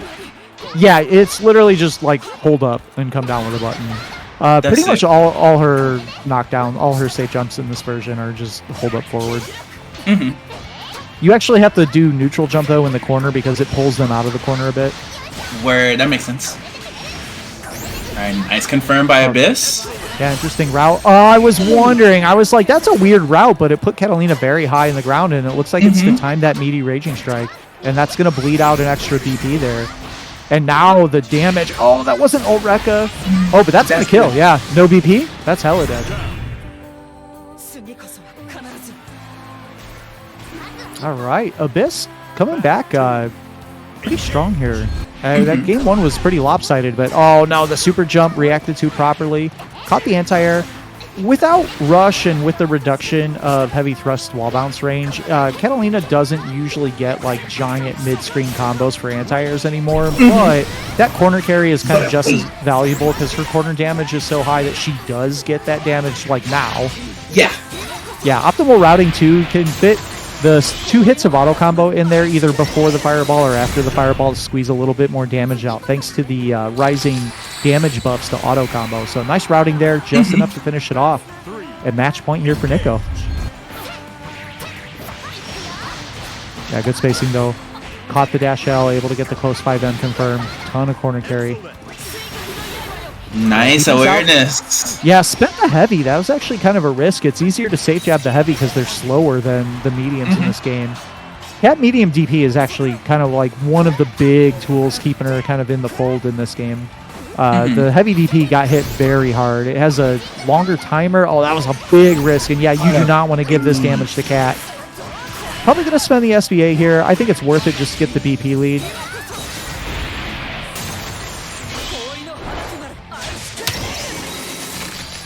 All right, let's look at the offense, though. Yeah, it goes for the super jump, safe jump. That's actually kind of hard to... Oh, no, didn't wait for Jimmy to land, though.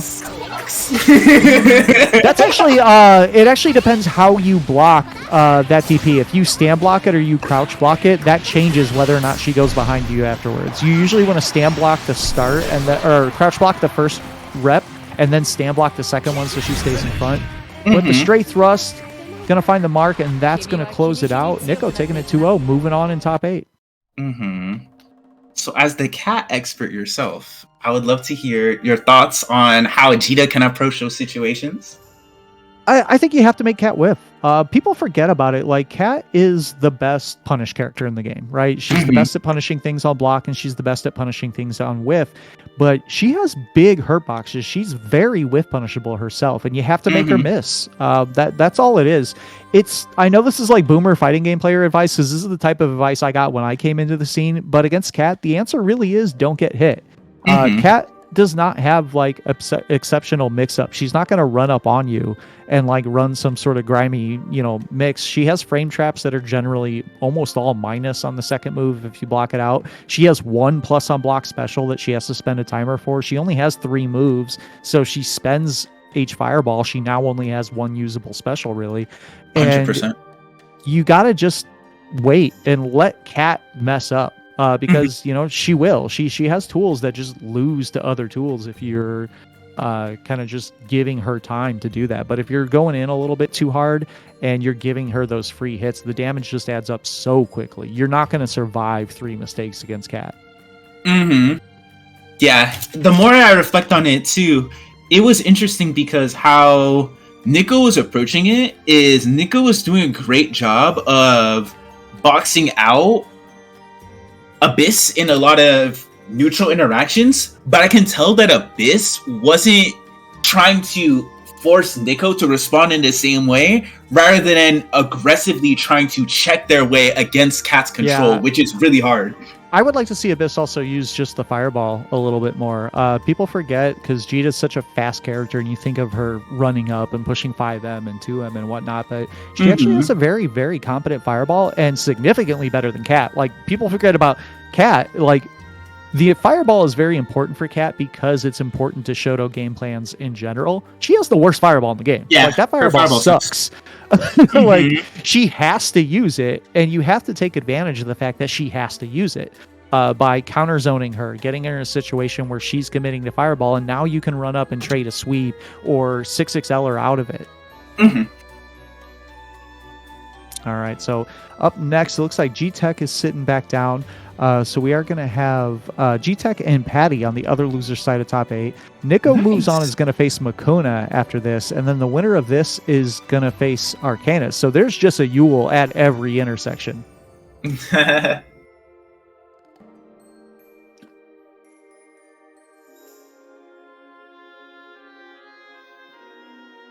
All right, looks like I think we're waiting on Patty to. Oh no, Patty's right there. Get on the cab. What do you? Yeah. Oh yeah, Nico's got to get off over the station. here. Yeah.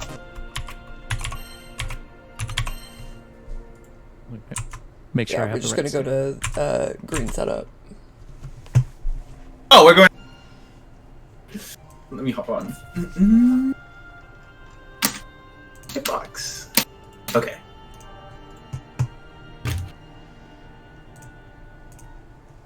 Feel free to go.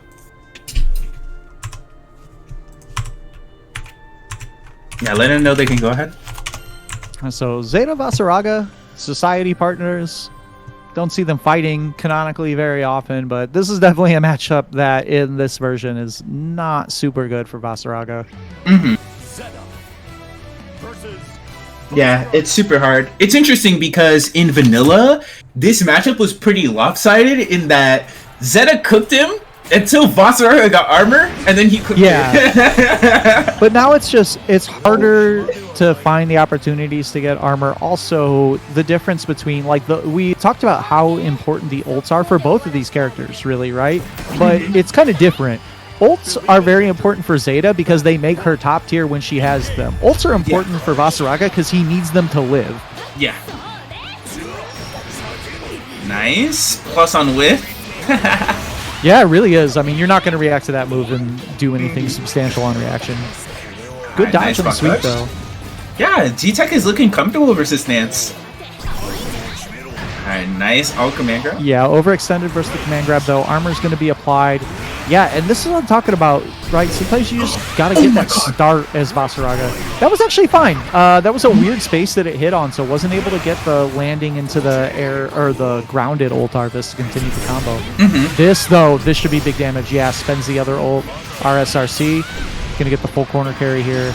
And this should yield Pogo as well. Oh, tackle's out, though. That actually is a good side switch. Oh, yeah, tragic. spaced the tackle pretty well. And with the slow buttons of Zeta, that's actually sort of real. Yeah, I gotta wait. If she would have landed, he would have had the punish there. Mm-hmm.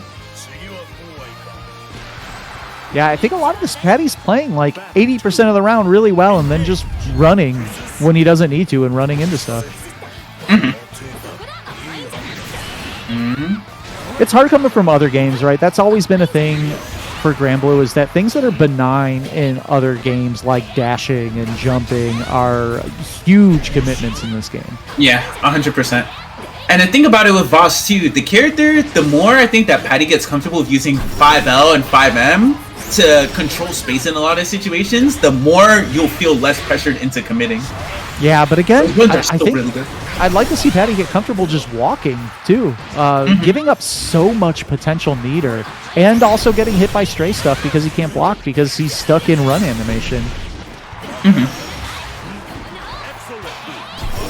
Alright, nice. Okay. Yeah, that pogo was way too high. That was definitely real. Oh, we Runs do up, it! gets the armor for the tackle, yeah, able to close it out. That tackle's a very good starter. Yeah, low key that looks wild, but Boss Orga has to do shit like that in this game.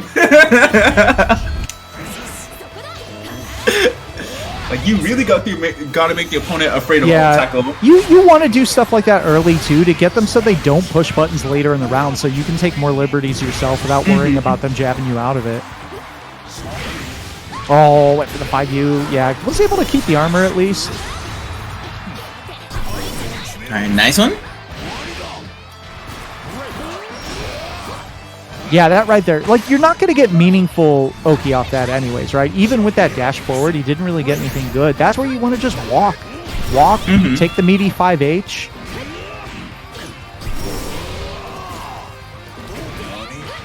You know, good whip punish with the dash light. Gonna get the full combo in the corner, too. Good conversion from G-Tech here. Combo was so sick. That was really impressive. Yeah, I like that 5U ender, actually. That was kind of cool. Yeah, zoops out. That should be a combo. Oh, no, a little too high because it hit airborne. Able to recollect the hit, though. Raging Strike, Raging Chain. Yeah, had more available.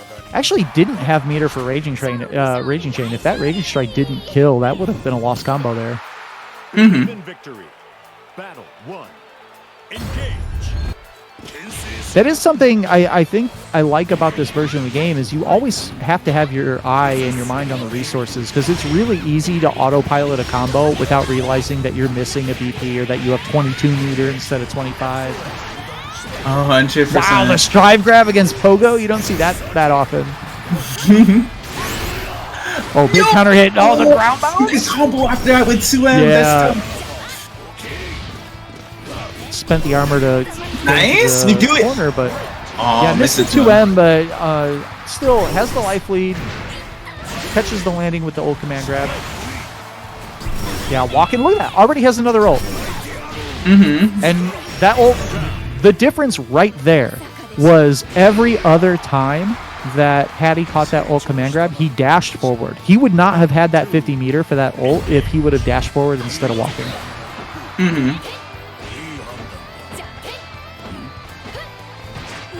Yeah, stagger pressure here.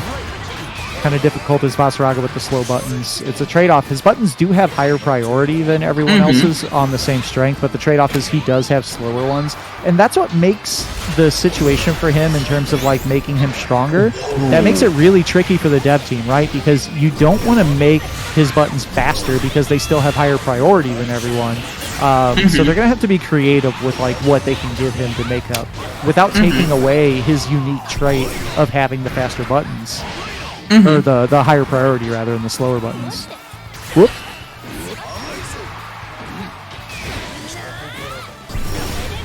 Yeah, caught him moving.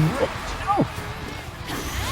I feel like G-Tech's definitely catching some weird hits with these ults. Oh, and the armor, the health didn't matter, actually. It might be guard point, not armor, but Patty able to squeeze it out there. And that all tackle versus the Zeta beam was super good. Battle 1. Engage.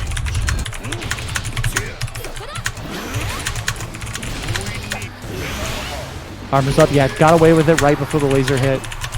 And you gotta do that, right? He has higher health than normal. Sometimes you do. You just eat a fireball so you can get armor applied. Mm-hmm.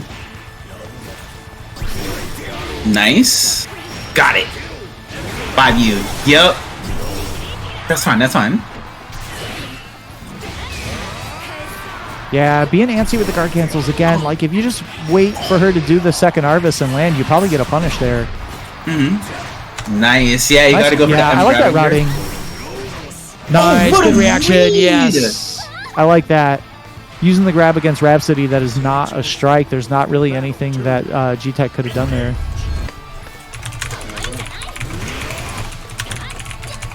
Using the frames to just 5U stock.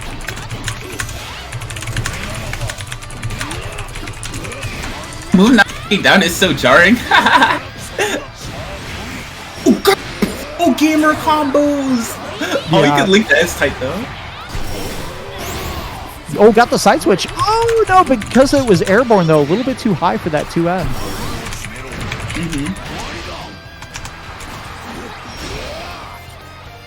G-Tech not really utilizing Rhapsody as a way to alleviate pressure here.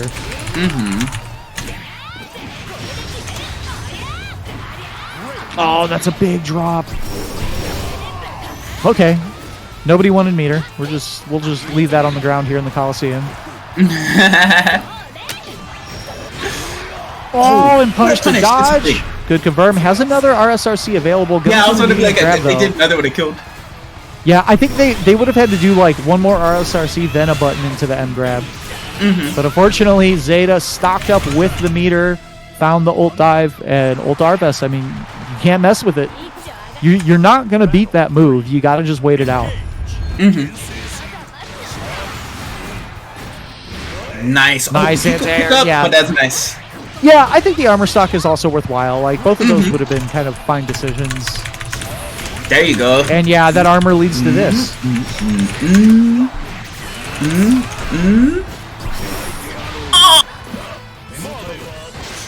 Let's go. Yeah, big damage. Pretty sizable lead here.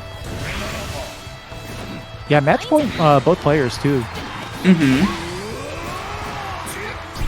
BP is low though. Oh, What? through the guard cancel. Yeah. Oh my god. That's unfortunate, but that's why you want to be a little more patient. That's a -6 ult, and Zeta has a great 6-frame 5L. If you just wait that tackle out, that's a free punish at that range. Yeah, I could tell that the ults were giving G-Tech a pretty difficult time for sure.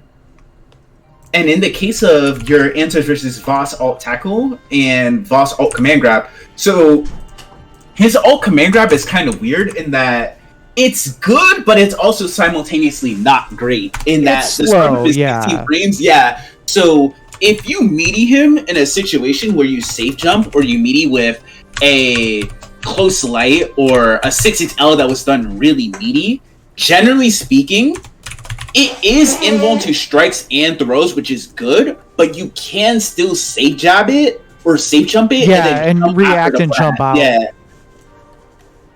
Or if you have a reversal, if you have like a normal DP or something, you can DP it or whatever. But yeah, I do think, you know, the ult counterplay, definitely something G-Tech needs to work on there. I would also like to see a little more heavy Rhapsody usage and medium Rhapsody in neutral out of G-Tech. Shut down those horizontal mid approaches. She can get away with doing that Rhapsody at a range, as long as you're not like right in his sweep range, you can kind of just let it rip, and if he does the tackle, cool, you're rewarding it, and if not, everyone goes back to neutral. 100%. Right, so up next, gonna be Nico against Makona, and this is, I believe, the run back that got Nico put into losers. I'm sorry, no, it was Arcanus. It was the other Yule. So yeah, Nico in danger. I can tell you, Nico, when you watch this back, you would definitely not be the first cat to win all of your matches in tournament except for the 2 Yules you had to play. So hopefully we can keep it running. Did look pretty good in the Yule matchup against Arcanus, though. Definitely looked like some of the knowledge was there. So Makona has a decent amount of cat experience against me from Chicago, so we play fairly often. Yeah, I see Makona pull up to the low kick events a lot. It's really cool to see him get better too. Like I think he got third last monthly where Seth and Marvin entered. Yeah. All I'm going to say is he didn't go through me. That's all I'll say. All right? I think I got like 5th or 7th at that one. Nice. Good check. Yeah. And I think this is Makona, again, this is what we saw against Pineapples. Makona is trying to fit a little too much into the stance pressure and not just letting the M follow up rip right away sometimes to see if you can catch them challenging with the low, especially for Cat. Cat basically does not have a usable 2L. You know, she has to sweep. She has to do the slower low. So you can definitely just go into stance, let the M rip, collect your counter hit combo. And Nico looking pretty good. Again, was looking very competent in the matchup against Arcanus and still looking so against Makona here. That 2M though, look at that range. It's deceptive. Nice. No anti-air. Good patience here. That's actually a punish for Cat, but you got to be pretty ready for it. That is one of the big things in this matchup that can be kind of hard for Yule.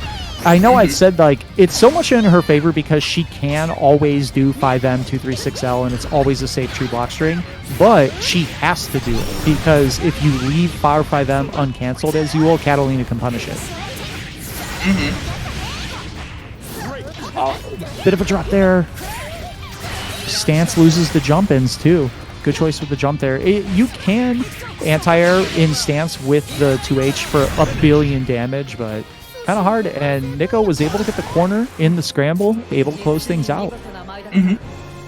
General has been making such good reads versus Makona's defense. It's been really cool to see. Battle 1. Engage. Nice. Good reaction, yeah. Yeah, one of the ways to deal with it can be kind of hard with the neutral jump because it recovers so fast, but you can also just DP it when she comes in. Catalina, blessed with the native DP, has a very good answer for it. Good check with the 2M. Nice! Wow, yeah, that 2H. A little too far to get a good combo. Yeah, Makuna staggering the offense well now. Going for the safe jab. Yule has that big privilege. There's no other character in the game that can still safe jab even against ult reversals, except for Yule with her stance 2M. That's actually the only move in the game that can do that. Dang, that's so clutch.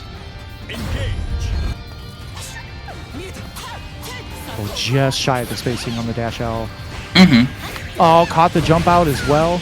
Makuna getting the corner carry. Looking for the DP there. Slight hesitation. Well-placed sweep. Nico's getting a little bit of room to breathe here. And yeah, at that spacing when they back off, you can buffer that light thrust since it's safer. This is going to be a good chunk of damage. Oh, a bit of a drop. Makona still has the corner positioning, but running into a few things here. Good patience here from Makona. I like these neutral jumps, though. Doing a good job calling out the forward movement here. Oh, that... Again! Guard canceled out, just trying to alleviate the feel of the pressure, but that was a punishable fireball. If Makuna just blocked and pressed 5M there, that would have been a punish. Oh, that was cursed. That's gonna hurt. Ooh, no! Another big drop and just wasn't ready for the jump in. Didn't go with the SSBA. I think with only 1 BP, that would have actually killed if it would have dialed it out. They should have did the Callisto. Yeah, I'm not gonna find out there, unfortunately. Even off the jump in, I think, there was the jump in, there were a couple of lights, but I still think with no BP, SSBAs do a ton of damage in this game. Good check, yeah, and a nice counter hit from as well. Whoa, got away with the whiff grab. Still has the corner positioning, guard cancel out. Yeah, good punish. Dang.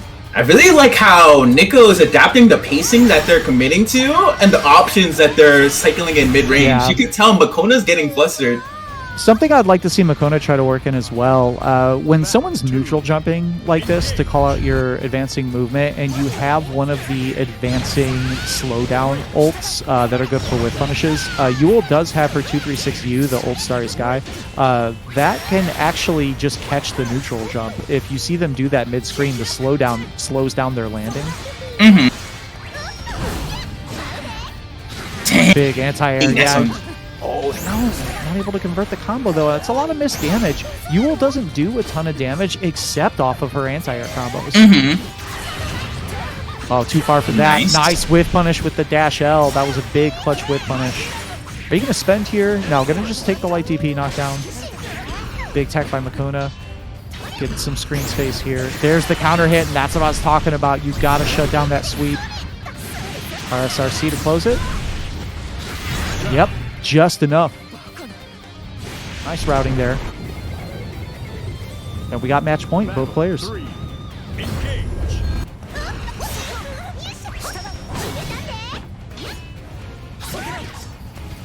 Again, using that neutral jump effectively. That's probably the main thing right now that Makona has to find the answer for. But baits out the throw, gets the punish with the 214 HH. Nice Gonna one. grab here. Great DP. Good weight, yeah. I like not DPing on wake up. You do want to DP on block strings rather than on wake up generally. Spends the heavy as well just to have the extra invuln. Whoa, I can't believe he recovered in time to block that actually.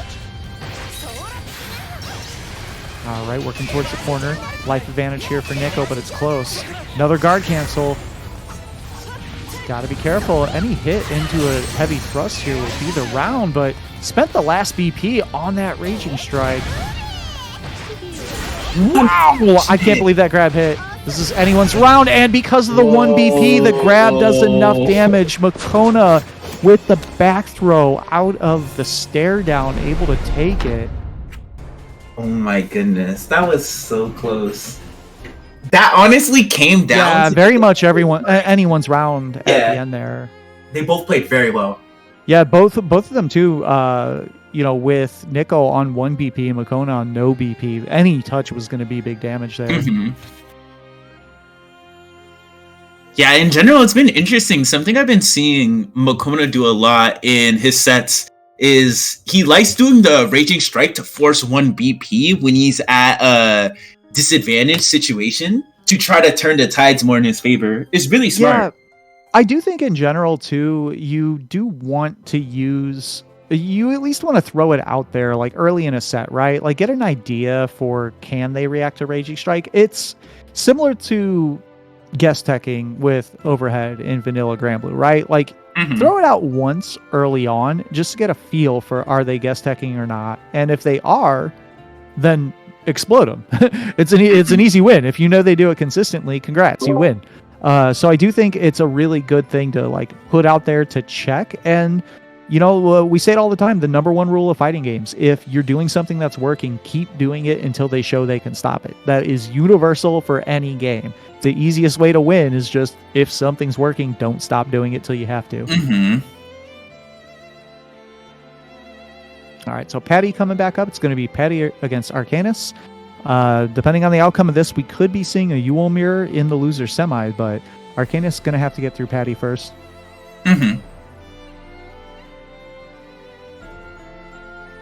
Sets have been so good. It's always fun commentating with you too. I always learn so much about the game. Yeah, I mean, I'm lucky that Kat ended up on stream too. So like, if I don't know, there's a couple characters I still like don't think I'm very knowledgeable at. I think my Lo A knowledge is not great.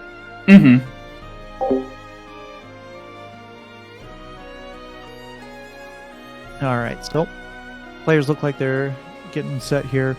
After this, I do want to bring up still that Makona, #1 seed, the only one with the ability to graduate, is hanging in there, but that's kind of a long road, right? Is only in loser semis, and we still have winners finals coming up next, which is going to be Pineapples against Vanitas, which, not the names we were necessarily expecting to see there at the start. So first though, Yule, again, these stride throws working out. All right, 6-6H. Yeah, 6-6H, I think, for Vasaraga, it's a pretty underrated tool, right? It's armored even without Soulforge up, counter hit combo that leads to a pretty big combo. Yeah, this is where it gets hard for Vasaraga. The fast normals, the 7-frame mediums. I'm sitting here thinking about this on paper, like, yeah, this does not sound fun. Wow! Oh, that was such a good. Yeah, that was a really good 2-4M to dodge the after getting armored there, but ran into something afterwards, but able to recollect it here. Spends ult, extra damage, extra corner carry. Good patience for Patty. Yeah, I gotta respect the meter. Battle 2. I do think the way it's weird that they made his reversal the command grab, especially with what you mentioned earlier about how it is kind of slower and you can't react to it. But I will say it does coax you into preemptively jumping to bait out Basaraga, and jumping in that space is exactly what he wants you to do. So it is kind of an effective design. 100%. Oh, going for that dash M. Safe jump, yep. Nice. I'm actually surprised that was able to squeeze through there, but that is really slow on the 2-2X there. Yeah, plus frames. Yeah. Oh, trying to do the ult tackle. Wasn't fast enough. Yeah. Does not armor until, I want to say, like frame 5. Oh, it's frame 9, I believe. Is it? Yeah. Oh, didn't believe in the hit. Went for the tick throw, but it had the counter hit because the counter hit is not able to press. Great thing about using stance versus a character like Yule, which Patty is doing really well, this character doesn't have many multi-hit options besides 2360. Yeah, and the 5M. But you're not going to be able to really 5M and then dial out a cancel to get that third hit to break the armor quickly enough. Uh-oh. That was interesting that was a crush, actually. It interacted with the hitbox coming out from the 5U. Basaraga health, though, pretty burly boy. Oh, yeah. Into the armor. Basaraga able to just kind of tank that SSBA mid-screen, and even without BP, didn't really take significant damage for it.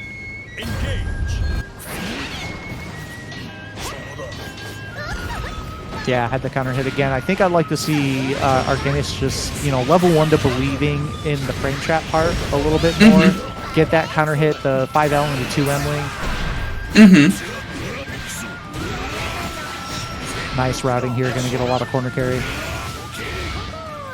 Good spacing on the tackle, but 5N doesn't really care how you're spaced.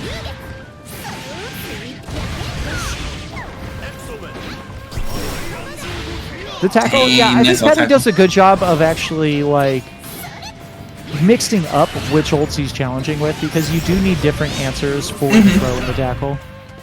Yeah, it's super, super important with Basaraga. Who won the last game? Battle 2. Engage.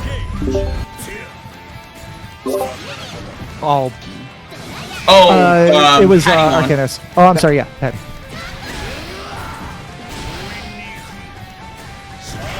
Oh, waited it out, but still didn't get the punish. Got to be careful now that armor's stocked.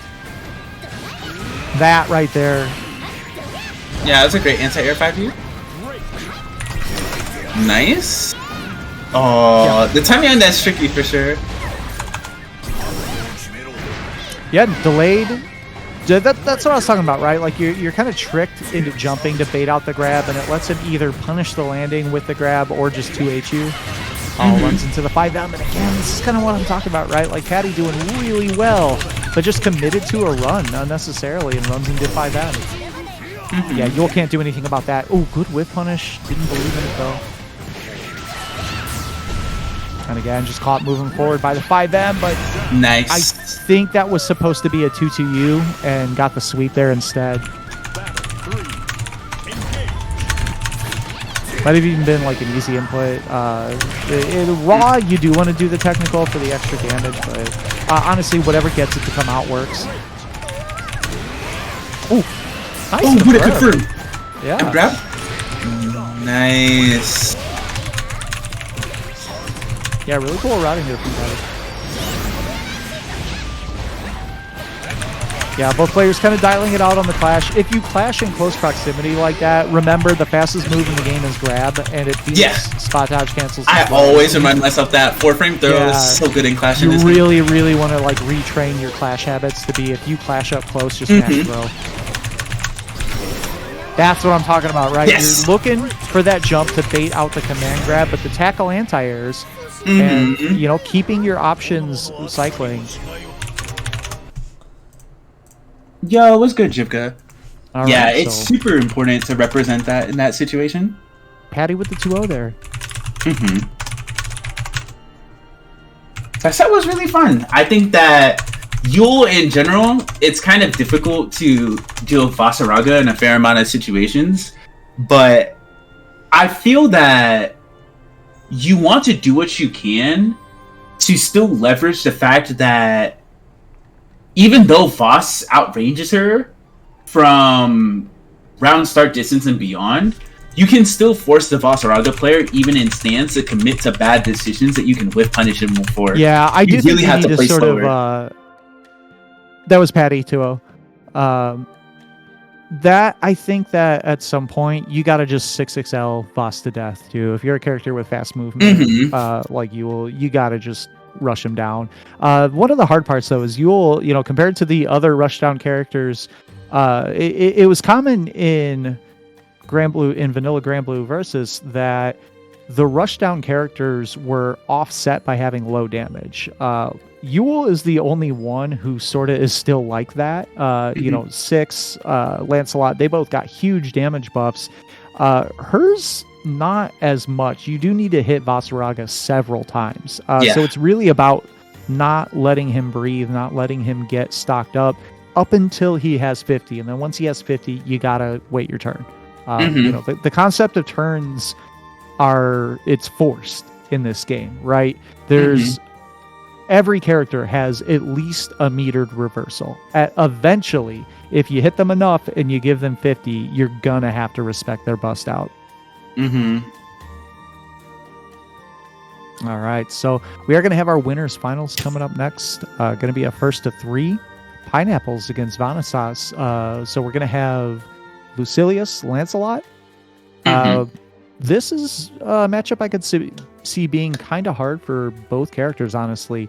Lancelot, a very good, downhill rolling character. If he can get the first hit, it can be really difficult for Lucy, especially not having a GP until he has meter. Really difficult to sort of get out of that Lancelot pressure. At the same time, the normals on Lancelot are okay. Where Lucilius has some really, really good mid-screen normals, and that approach can be really hard to try to move past that 5M. 100%. That matchup is very interesting because I feel that even though Lucy doesn't have the easiest time versus certain rushdown characters, that character can snowball so hard from just making a handful of correct decisions, especially due to how his blade meter works, to a point where those issues no longer become a downside based on if you can make those consistent decisions well. Yeah, and if you're spacing it out, right, I think you can afford to play kind of slow early on when your normals are bad because his normals are so good. Like, you can just enforce a relatively slow pace. Yeah, he's like a lot like Bubs in that regard. I always consider him to be a more rushdown-driven Bubs. Yeah, no, I would agree with that for sure. And that 5M really is, right? That L kick, that kick that doesn't have the hurt box underneath the leg. It's a very similar tool to the Bubs 5M.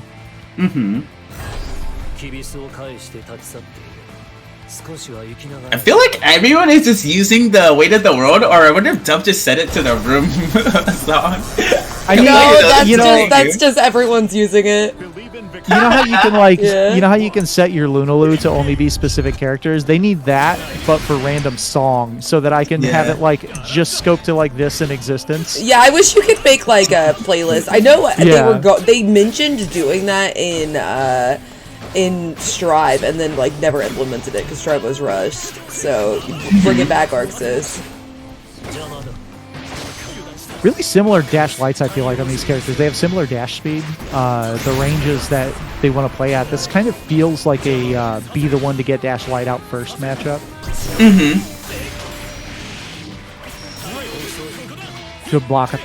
Yep, utilize the guard button.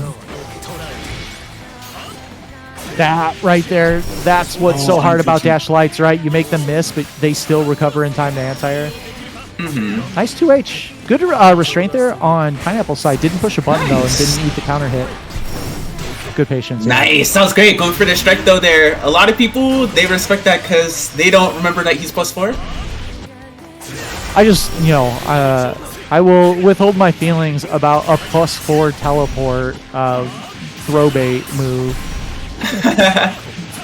Nice routing, squeezed out just the last of it. Yeah. Battle 2. Engage. Yeah, good check. You had mentioned that before, the slow specials of Lucilius. Prone to getting hit out of startup there. Really good use of the light Gorilla Blade. That's a perfect move for it. Staggers here. Good check with the 2L. Not able to work out of the corner yet, though. There you go. Oh, the dodge a little bit too early. Yeah, usually I want to like run up and block the heavy fireball closer so he has less frames to work with. Just trying to dodge it is just too risky. Because even if you dodge the actual fireball, if he didn't do anything, he can just smoke you for that too. 100%. Good timing on the jump. Threw away some meter. Nice. Oh, and caught the jump in. Yeah, this is a big opportunity. There's not a lot of BP too. I would just spend the super, yeah. Yeah, that's super smart. Yeah, with only 1 BP before this, that's going to do hella damage. Yeah, oh my Yeah, goodness. has the life lead now. Oh, clutch delay DP though. Gonna get the side switch out of this. And the guard cancel, unfortunately. The only reason I'm going to say it's a little bit funny that that's how Pineapples died is because he's won at least 4 rounds tonight on stream by someone guard canceling Lucilius Fireball in that same situation. Yeah, how's it taste, huh?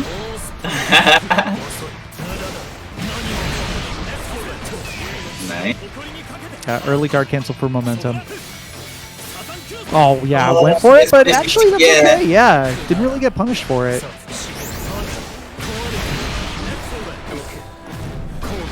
Yeah, good answer with the jump. You can just jump and block, and then you don't really have to hold anything substantial.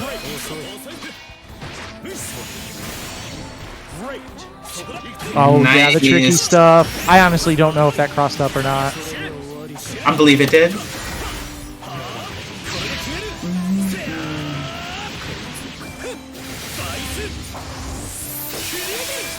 Even on BP.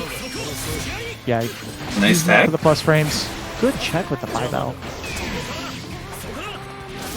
Oh, move forward just a little bit too much. Yeah, probably could have just sat there and 2H'd.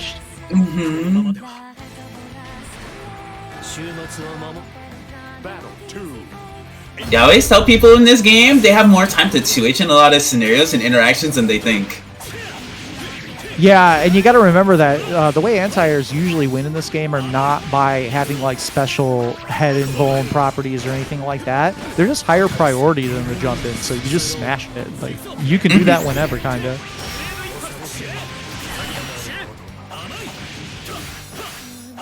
Are we gonna spend here? Yeah, it does spend the SVA. Has a substantial life lead, and you build meter pretty quickly in this game. I like this spend here just to keep the momentum up. Yeah, because now after that guard cancel, the meter penalty cooldown was gone. Able to find the grab, and with only 1 BP, did a big chunk of damage. Battle 3. Engage. Vanitas trying to get a 2-0 lead. Keep in mind, this is a 3 out of 5 being winners finals. Nice evasion underneath the heavy teleport. Ooh, Nice. okay, we're skating. Yeah, that's a Fukunaga. That's how Usher came out. Oh! Oh, great bait. Yeah, again, I feel like Vanitas is doing a very good job of choosing when to guard cancel and reversal to stymie momentum. Like, every time Pineapples is getting the momentum turn, Vanitas is doing a really good job of just resetting it. Oh, that's... Could have been a punish. A little bit late. Had the right idea. Caught him on the other side. Didn't get the full combo, though. Yeah, Vanitas, I feel like in slight danger of overextending trying to get this last hit right now. He only has 1 BP. So any hit right now will be devastating. Like, oh, that's going to kill, though. Yeah, because only 1 BP on Pineapple's side. There was no opportunity to be able to brave counter that. Good recognition of the situation. Like I said, you know, like Sure, if they dodge, you die there, but they can prove they can do it first. Mm-hmm. Alright, nice check on Rika 1. Oh, perfectly spaced to you there.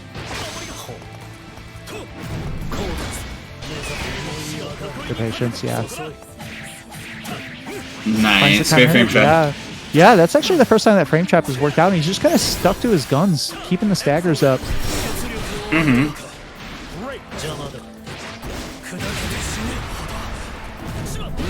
Great throw bait. Yeah.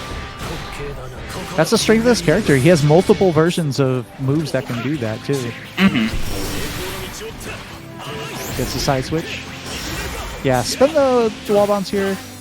Not a ton of damage, but is going to have Fireball available. Ooh, this is a big spend, actually. Especially for being in a situation where it wasn't raw and wasn't refunded.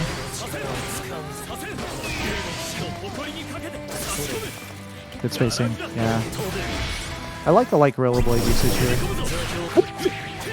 So sick. Yeah, that was an interesting interaction. Just bypass each other. That was the Ninja Gaiden 2 intro, you know, like the samurais pass through each other and then someone just falls a few seconds later. Yeah, the active frames on that 2U.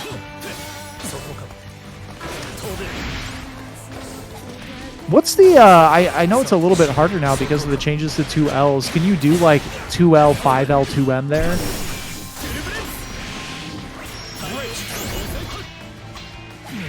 Alright, has the staggers, finds a counter hit. Not able to get the combo from it, but good block on the wall jump this time, and finds the DP to get the hard knockdown out. But again, Raging Strike is putting in so much work for Vanitas right now. Big corner carry. Has one BP left, can go for another Raging Strike.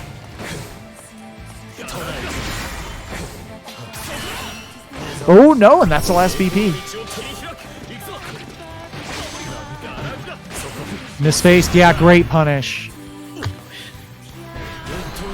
All right, Pineapple's staying alive in the set.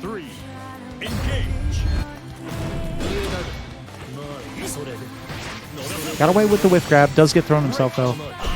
Getting pushed to the corner, and that's a big counter hit. Yeah, gonna be a lot of corner carry here. Burns the EX Rekka.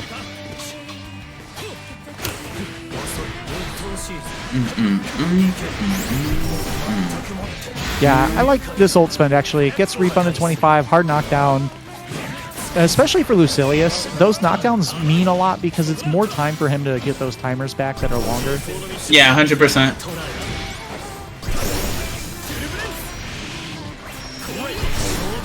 Nice. Yeah, back at you.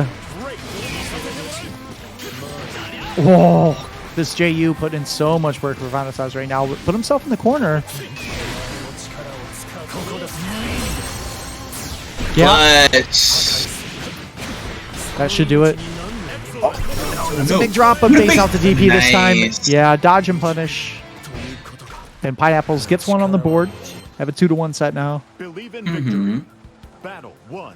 I think the main thing that I'm beginning to notice about Pineapples and the decisions that they're making with Lucy, as this character, I think with Lucy, you really have to party on offense. What I mean by that is he benefits so much from getting his blade level built up that if you fixate too much on trying to like fade out what the opponent's trying to do, like them BCing, if you try too hard to bait out them trying to BC or commit to certain things, it can be a detriment to you at times. Sometimes you just need to be content with them BCing and just spam your specials in neutral and pressure.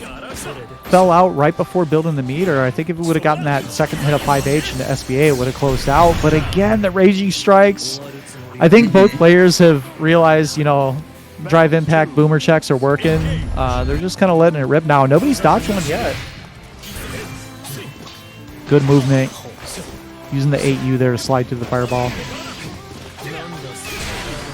Yeah, both players being very liberal with their BP, and you kind of see it in the explosiveness later in the rounds. And that's why those Raging Strikes are working too, is because there's no Brave counter available when you're already down to 1. Good anti-air. Yeah, just takes a side switch. It's a pretty good sweep. I feel like you don't see it a ton because of how good his 5-in. Oh, wow, that's a whiff punish. Gotta spend the super here in order to get that BP back. Not getting an opportunity, though. I think if your Pineapple's here, do another Raging Strike, see if they're ready for it. All right, no Raging Strikes for anyone anymore. We are maxed out on BP.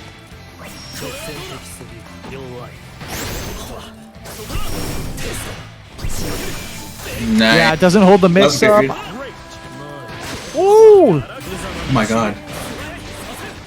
Clutch dash M and base it out, gets the punish, and Vanitas, I feel like, is just overextending a little too hard trying to close out the round. You got to keep in mind, rounds are really long and damage is pretty high in the game. Like, you don't have to win right now. You just got to not lose right now. Great anti-air. Not too far from the 5H. Still in a pretty good position in the corner here, though. Not the 5L, but again, or the 6XL rather, but again, didn't, you know, quite believe in it. Oh, that's a big hit, though. Straight in auto combo. Yeah, I think Raging Strike, Raging Chain loops should seal it here. One more, has the meter for it, doesn't even need it. And Vanitas is going to be moving on to the winner's side of Grand Finals, 3-1. Yeah, that was super well played. But the main reason as to why I mentioned that tidbit earlier about the importance of Lucy's pressure and how burning your specials a lot gains you more access to blade level by spending them in pressure and in neutral is because that character, every single one of his specials, in my opinion, is good in pressure because they have so many ways to mind game you and knowledge check you. Like, for instance, if he cancels into his 214M or 214H hit grab, right? Off of a lot of cancels, it will frame trap. So you can punish opponents on a read of them trying to move or commit to something after a normal into a situation that leaves you safe on block or grants you more reward on hit, right? Or you can cancel into 236M or 236H based on the options that you think the opponent's going to commit to with regards to how they deal with the fireball, right? But the whole premise of that character, in my opinion, is this also extends to his 5U, but you really need to aggressively use your specials and your options to build that blade level more. And I think that Pineapples wasn't being super proactive at doing so. I do think when you get the bad mid-screen knockdowns, right, like the ones you can't really establish good Oki from, I do think it's fine to just plant 5U stance, put out the sword that's plus unblock, and, you know, just kind of get that blade meter. You do build a lot of it when you're sitting in stance. Mm-hmm. Oh wow, this is the second time we're seeing this matchup. Yeah, Patty knocked down two losers by our Arcanus earlier, I believe. Mm-hmm. No, I'm sorry, Pineapple put him. So yeah, this is the second straight Yule for Patty. Wow, with punish with the 2M. Makona trying to outspace Vasaraga and get some whip punishes here, but I think as Yule, you kind of just got to go in. Obviously, you got to respect the meter. He has the 50 now, so you got to wait for it.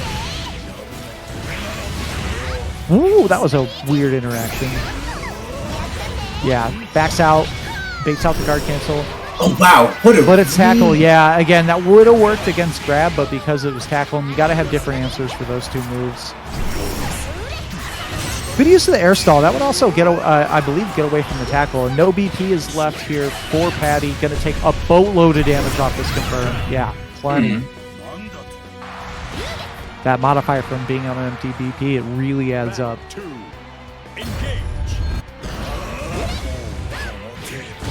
Yeah, especially with Vasaraga slow buttons. If you block that stance H, it's definitely Yule's turn. Oh, yeah, too far. That does happen for her. I mean, you got to recognize that situation where you get the counter hit, especially against crouching. Got to check down the 2M there.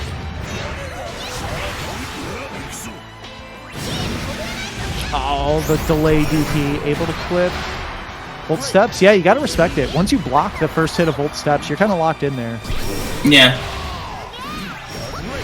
Oh, too far. Unfortunate.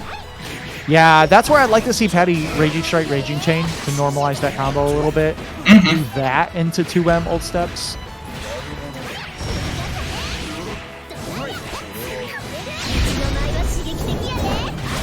Tough offense there by Makona. Alright, gonna close out the round here. Makona up 1. This is loser semifinals. This is actually our last first to 2 of the night. Believe in victory. Battle 1. Engage. Trying to be tricky with the stance. Oh. Yep. That's what I would do if she was just zipping at me like that. Why doesn't the larger Vasaraga just simply eat her?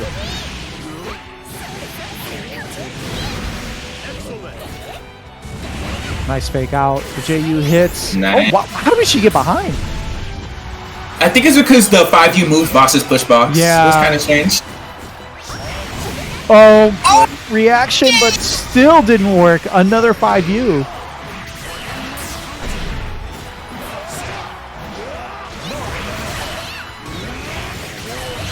Big check with the 2M, and yeah, no BP again. The damage is going to be huge. Makona on match point. Battle 2. Engage. Wow, through the fireball? I did not know that that was a thing. I actually gonna have to look into that, like why that worked. Because Yeah, that looks to as silly as fireball. active frames. Yeah. That's Yeah, so either the strange. fireball ran out of active frames. I don't think that move is projectile invuln. It beats like cat fireball, but that's because it goes under it. I think. Yeah, in low profiles.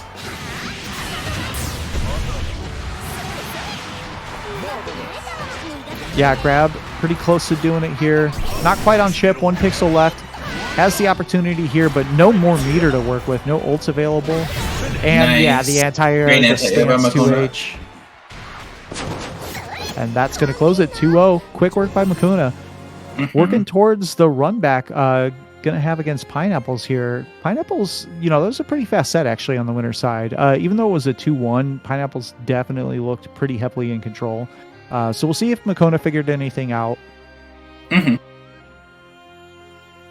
Yeah, that set was pretty close. I think that Patty definitely was on the receiving end there of a Yule who was playing that matchup more aggressively and proactively. And I think that's just a hard thing to get adjusted to, not just from a matchup standpoint, but from a player and personal one, right?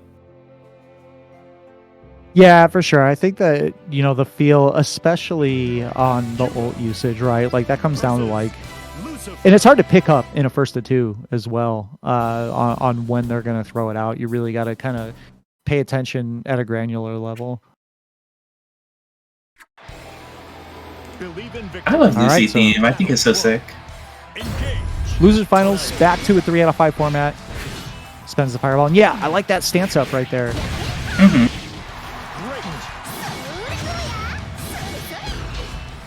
Using the stance pressure, big counter hit. Yeah, always confirms that 2M now.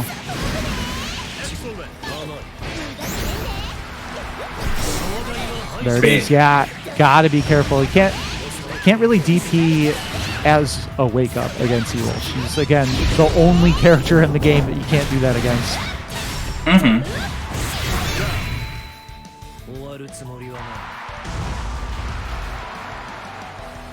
Battle 2. Engage. Arcanish supporting their fellow Yip. And this is actually really huge for Yule. I do think not only does she get big damage off her anti-airs compared to her grounded hits, but also she doesn't need a counter hit. She always gets the same combo, both from her normal 2H and from stance 2H.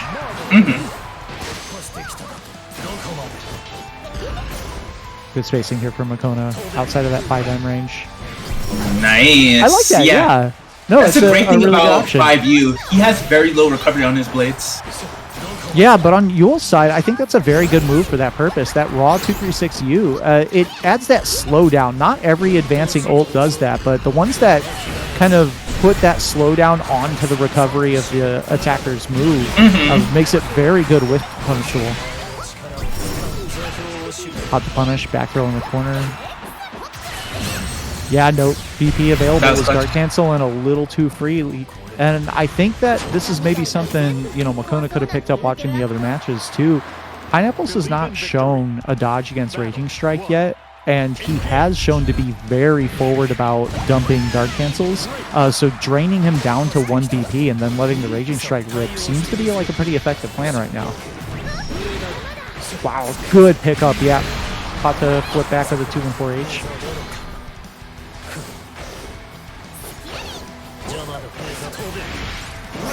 Good block on the 6-6M. That sweep, it looked like just a bigger version of Yule 2M that he did back at her. Like, oh yeah, you think that's cool?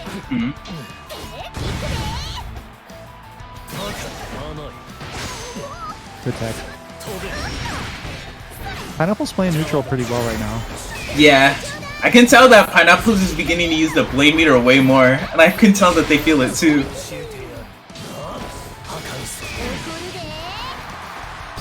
Whoa, mistimed the meaty. Went for maybe a throw bait ult there, but again, yeah, the timer on the 2-4 is down, so I think that was another 2-4U, but grabbed out of it again. That's the second time tonight. Good block. Wow, that clash? That's interesting. Nice, great Oki.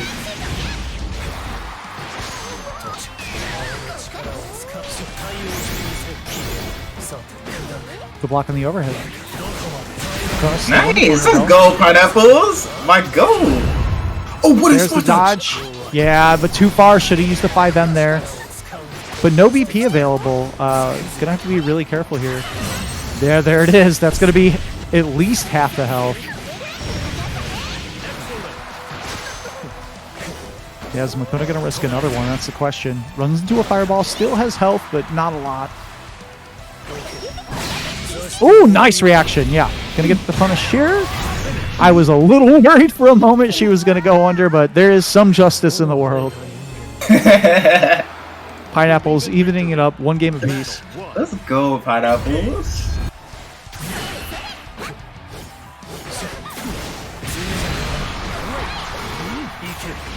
Nice.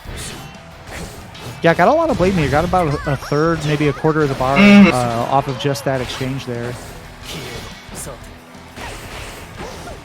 Nice stagger pressure.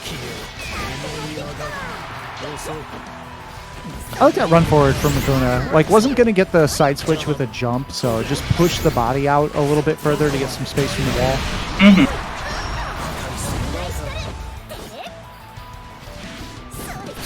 Nice. Just a little too early on the 2H. Good empty jump here. I think with the SBA, that's going to be kind of close.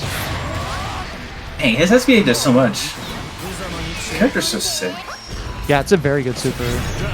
It's probably, honestly, the best anti-fireball super as well. One of them. Yeah, it goes full screen and it's extremely fast.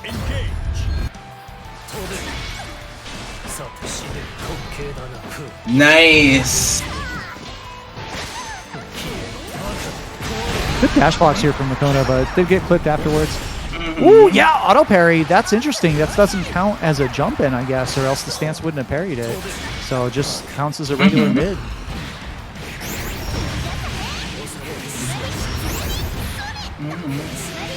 Good routing here. Gonna hold on to the super. Oh, didn't believe, but that should do it. Oh, no, what was that?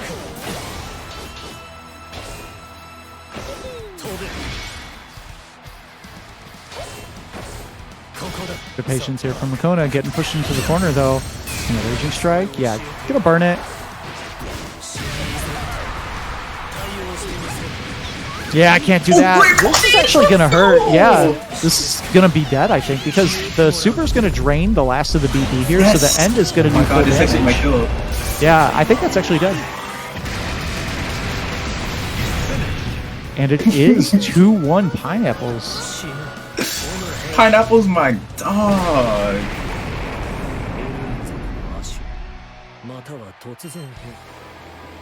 Believe in victory. Battle 1. Engage.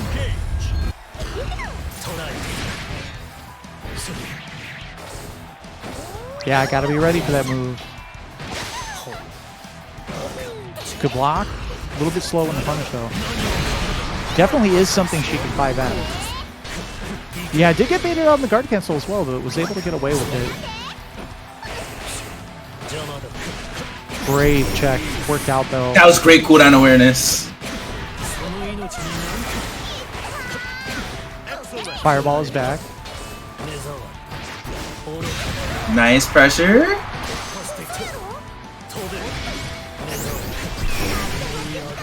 This time the guard cancel works. Makona, though, running pretty low on DP and on health. Nice, great spot dodge from Makona. Let's go. I had the punish, but not quite the full combo. Gotta be looking for the guard cancel. You know what's coming. Ooh, oh, cheap bar! Yeah, I think maybe still could have gotten the 2M there, but ooh, that was interesting. Side switch. Spend it.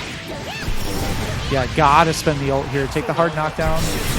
And the DP risked the round on it, but was right. And Pineapple's on match point. Trying to move to Grand Finals loser side for the run back.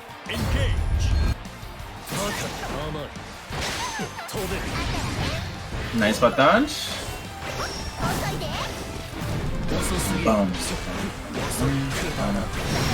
Oh, whip Good for the interruption, ace. yeah. I like that because actually that might even be fast enough to just punish if he doesn't do the 2-hit. Yeah.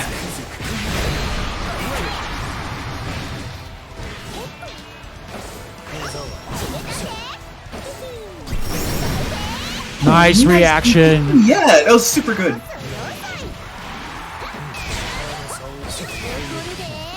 Yeah, I like that situation to guard cancel back there because you're still at even BP. This is going to be a punish. That was really good versus throw. Yeah. I would dial out the RSRC again. Should close it out. It's enough. It's super hard to do that in this game too for Yule because throws have less recovery in this game, so it's kind of hard for her to 2-4 H versus throw. You definitely have to do it in advance as a call out. Wow, the spacing to just stand there awesome. and then whip punish.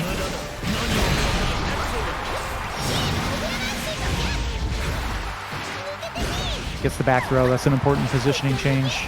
Another one here. Nice. Yeah, Letting that's the good stance information, into her. yeah. That's really good information for Yule to have, knowing that she can just sit there and stance against teleport and it beats all the versions. Unless he does the light one that doesn't have to hit into it and just grabs her or something.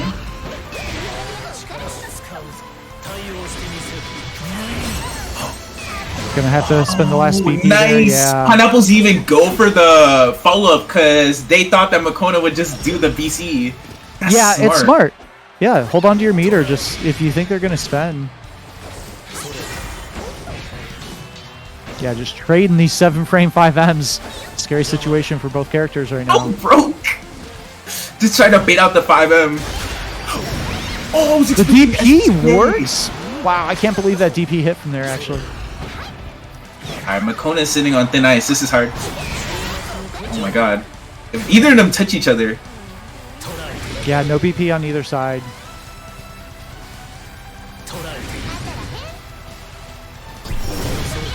I like that, yeah. Play for chip. Oh my Grand god. blue handshake. Gotta be careful here. Another ult will do it. Yeah, there it is. That's what I was gonna say. Just use the slowdown, use the speed, get the chip. Makona, 2-2. Keeping alive. That was clutch. Dang. I really like the change in strategy at the end there to just rely on the 2-3-6U. Try to play for chip. Don't force your way in. Yeah, that was super smart. Yeah, that's what you were talking about earlier. That like in vanilla Grand Blue, that throw would have been punished. Nice. Plus Makona frames. beginning show more layers of offense. Great Yeah, this is anti-air. gonna hurt.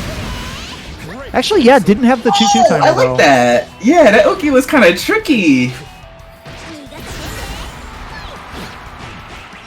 Great Good confirm. Yeah, that was like the latest cancel on the 2L into the second 2L. And Makona with the turnaround now on match point himself with the perfect in round 1.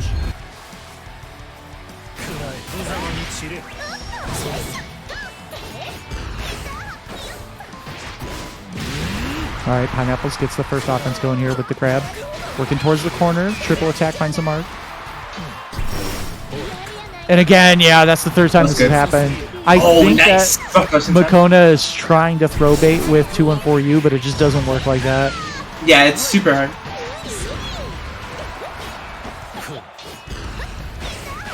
Big check to 5L. Also, I think in both of their sets, I think Pineapple's actually shown a really good job of shutting down the stance pressure like that. That was a great confirm too.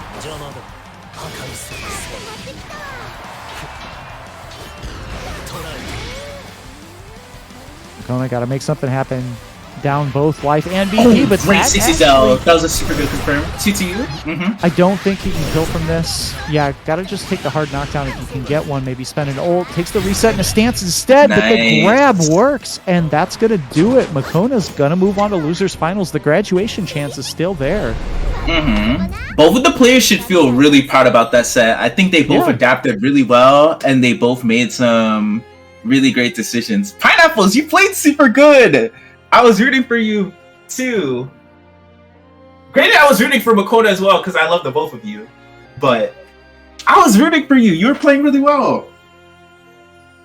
All right, so we're gonna have Yule against Lancelot in our grand finals here.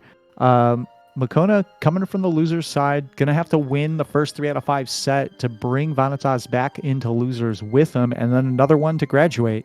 Vanitas, though, has been looking really solid. Made it this far in winners. These two haven't run into each other yet. But Vanitas did 2-0 Arcanus, so not the first Yule that he's even played tonight, and looked pretty reasonably knowledgeable in the Yule matchup there.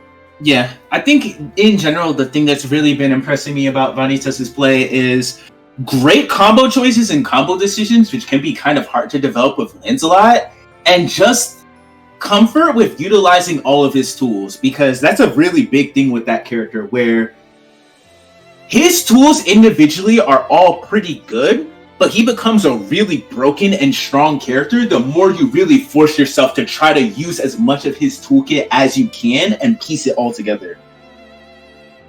Yeah, really going to see how Makona handles the corner spacing when he gets it. We could see the previous opponents, almost all of them kind of got into trouble by just hanging out in a bad spacing and getting clipped by wall jump.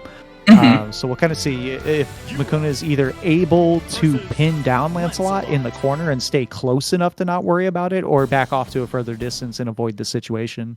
The set is going to be super fun. I'm rooting for Makona and Vanitas. This is going to be sick. I think a lot of players are rooting for Makona so that he can graduate, so that they can duck him in bracket going forward. Yeah, you was a demon. Bro, my goat has not been washed yet. if he gets second, oh, it's gonna be pretty sad. Nah, if he wins, he won because he played Under Night. True! I'm gonna claim the same thing, but again for Relink. I think Relink it buffs everyone.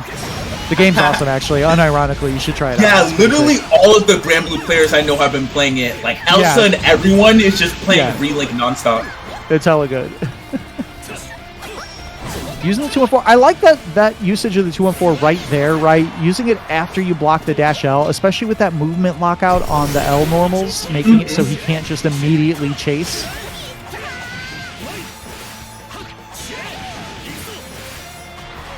Didn't get that 2L enter into the fireball Loki. Finds the grab though. Oh, yeah, I like that. There's no more invuln on Turb, right? You can just stop that setup on the way up. Nobody's tried that approach yet. Oh, big counter hit on the frame trap, and round 1 gonna go to Vanitas here. It's also less scary to contest him in the air when he turfs because he can't air block it on a turb anymore. Oh wow! That was so wild. Nice! Wow, that was so late. That was so risky too, with how much slower heavy DPs are in this.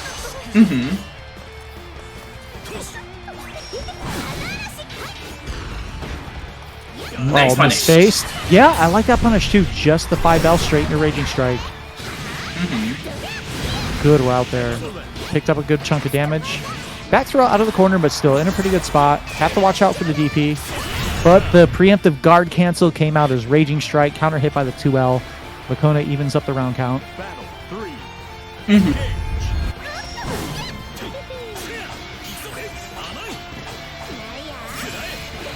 All right. Dash L finds the mark. Gonna get the wall here. Oh, yeah, a little too Nice. early. That's why you got to use that juggle into the 2L to make sure they're there. Great bait from Makona. Yeah, has the dodge to get the better punish as well. For those who are wondering, you can definitely punish if you block both hits of the ult TP from Lancelot, but if you dodge it, you're closer, so you get a better starter.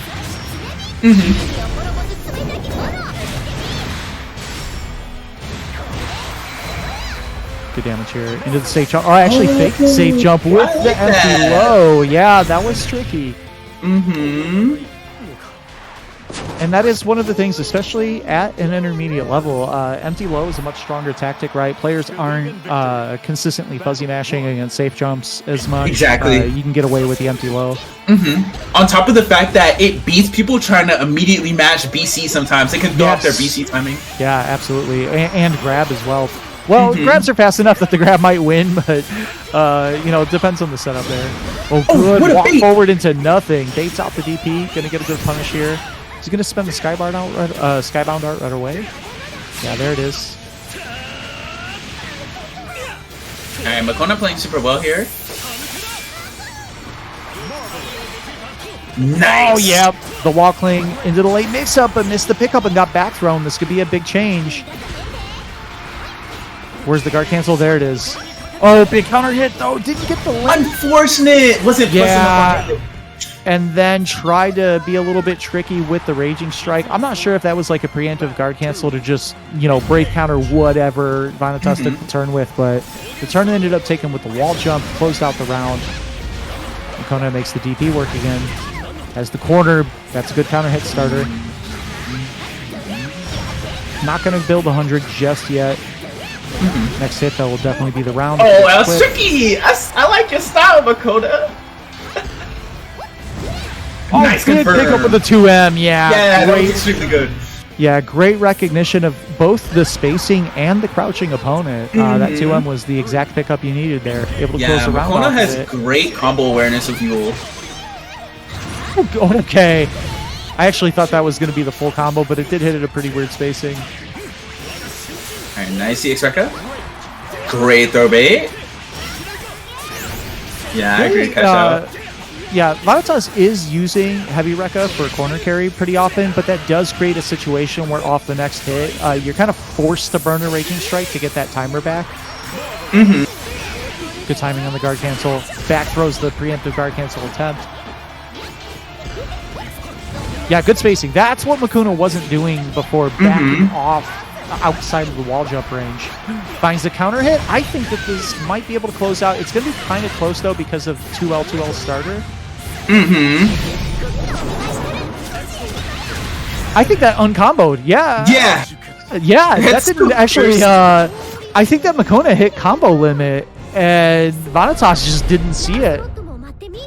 Yeah.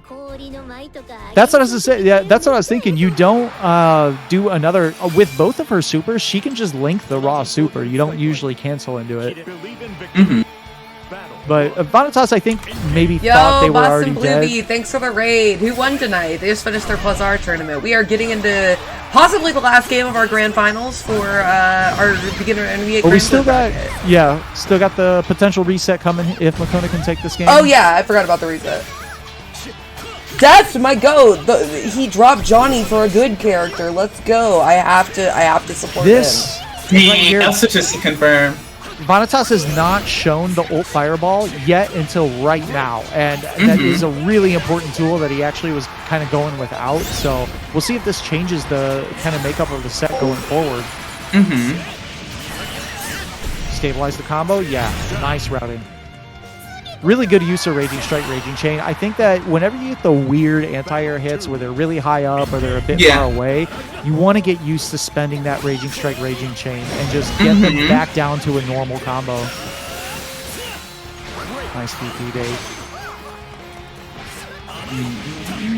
Dash light, finding the mark. All Vanitas so far this game.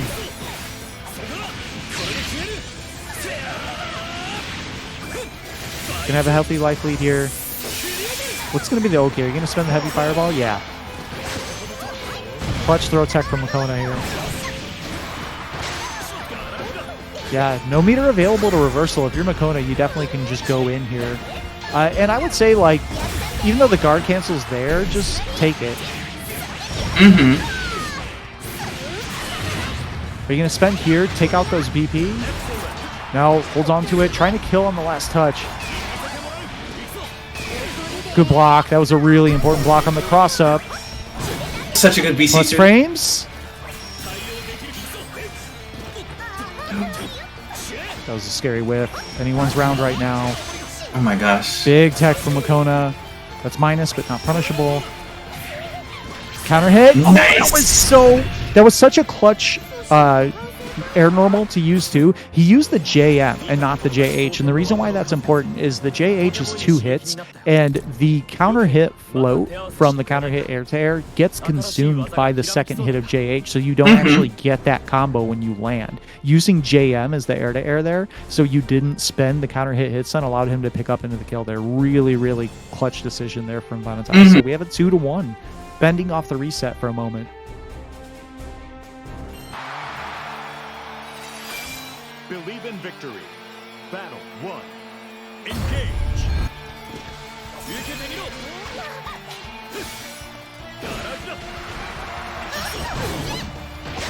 Yeah, that was the spooky range. That was punishable. Nobody took the turn, though.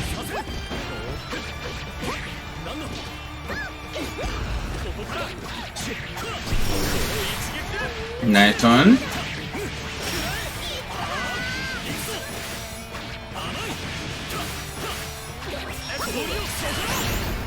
Oh, wow. I actually That was can't tell tricky. if that was on purpose or not, but the heavy fireball missed because it was done just a little too early.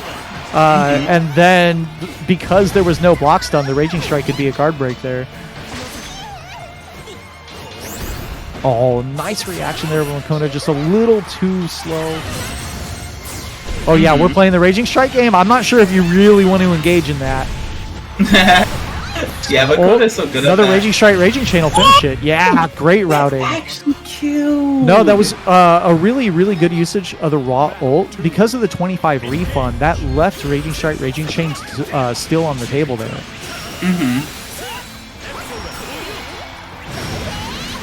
Oh yeah, Alright, locks nice in still the ADP. Good back block. Kamikaze using the movement well. Oh, that was a tricky, but I think that kind of helped keep Makona from getting hit by the cross-up by getting counter hit by the first hit. Alright, nice shimmy by Vanitas. Not going to be able to finish here, but maybe going to spend it Nice. still, yeah. Look for the direct ender. Actually, This is 1 gonna BP, kill. that's going to be close. That might kill. Yeah, it is enough because of the BP being gone.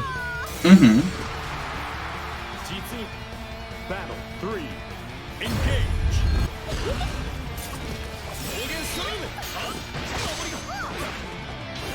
Yeah, too far. Ooh, Nice that was a bait. big bet, trying to steal the turn. And I think as Yule, you do got to try to do that. At least establish that you're willing to do it sometimes.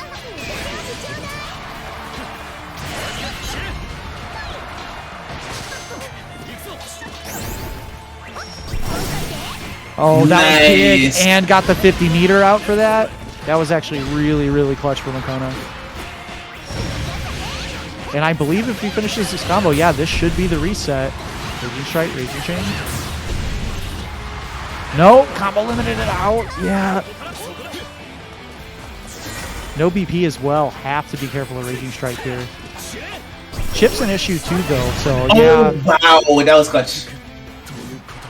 Yeah, that was interesting. Ult Fireball with a very short range compared to Lancelot's other fireballs. Not enough to chase the 214H, and that's going to be the reset. So, Vanatas in loser's side. Makona, still has the hope of graduation alive.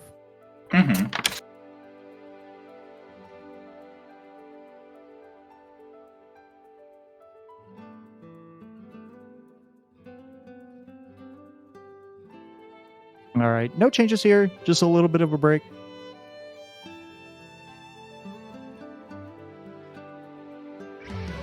UL versus Lancelot. Lancelot.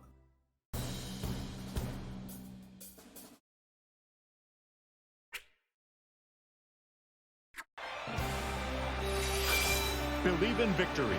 Oh, change to the Tega color, the power up. I respect Okay. it. Sometimes you just gotta feel different. I gotta think smarter. Stack more, talk less. Oh, nice side switch there. Take it. Caught him on the other side.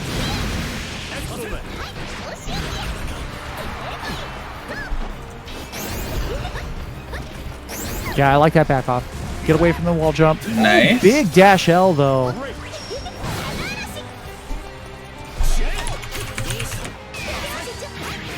Yeah, that's plus. Gotta hold it. Tried to jump out. Caught with the 5M.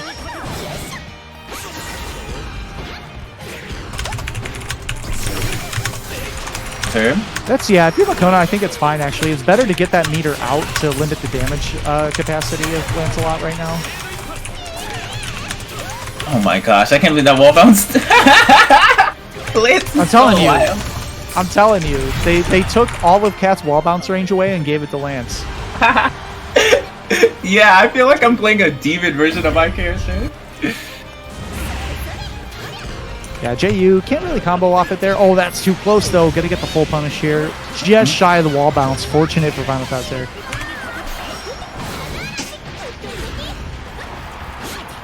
Yeah, still no reversal available. And yeah, that's super meaty 2M. Gonna spend it here. Yeah, with 1 BP, this is going to be a really, really tough situation. I would even, if I was going to think about doing the Raging Strike just to bleed out. Even though you can't confirm without the 25 meter, it puts a chip situation on the table here. Yeah, play for chip, play safely. Good evasion, but he can still anti-air on the other side. Okay, Lance.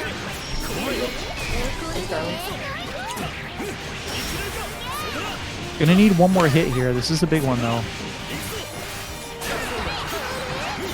Wow, I don't know if that was an intentional reset, but it worked. Tried to meet him in the air, but fighting for his life. Vanitas avoiding the grab at the end with the JU and then baiting out the DP. Hung in there. It's a really important game one here.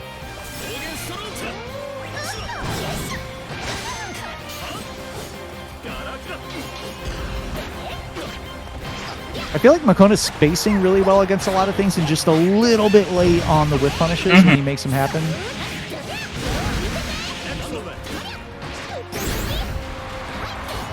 Yeah, auto time. Nice delay. Waited until he blocked the stance 2M first before letting the DP rip, but back in the corner. Ooh, oh, that was a weird one. Okay.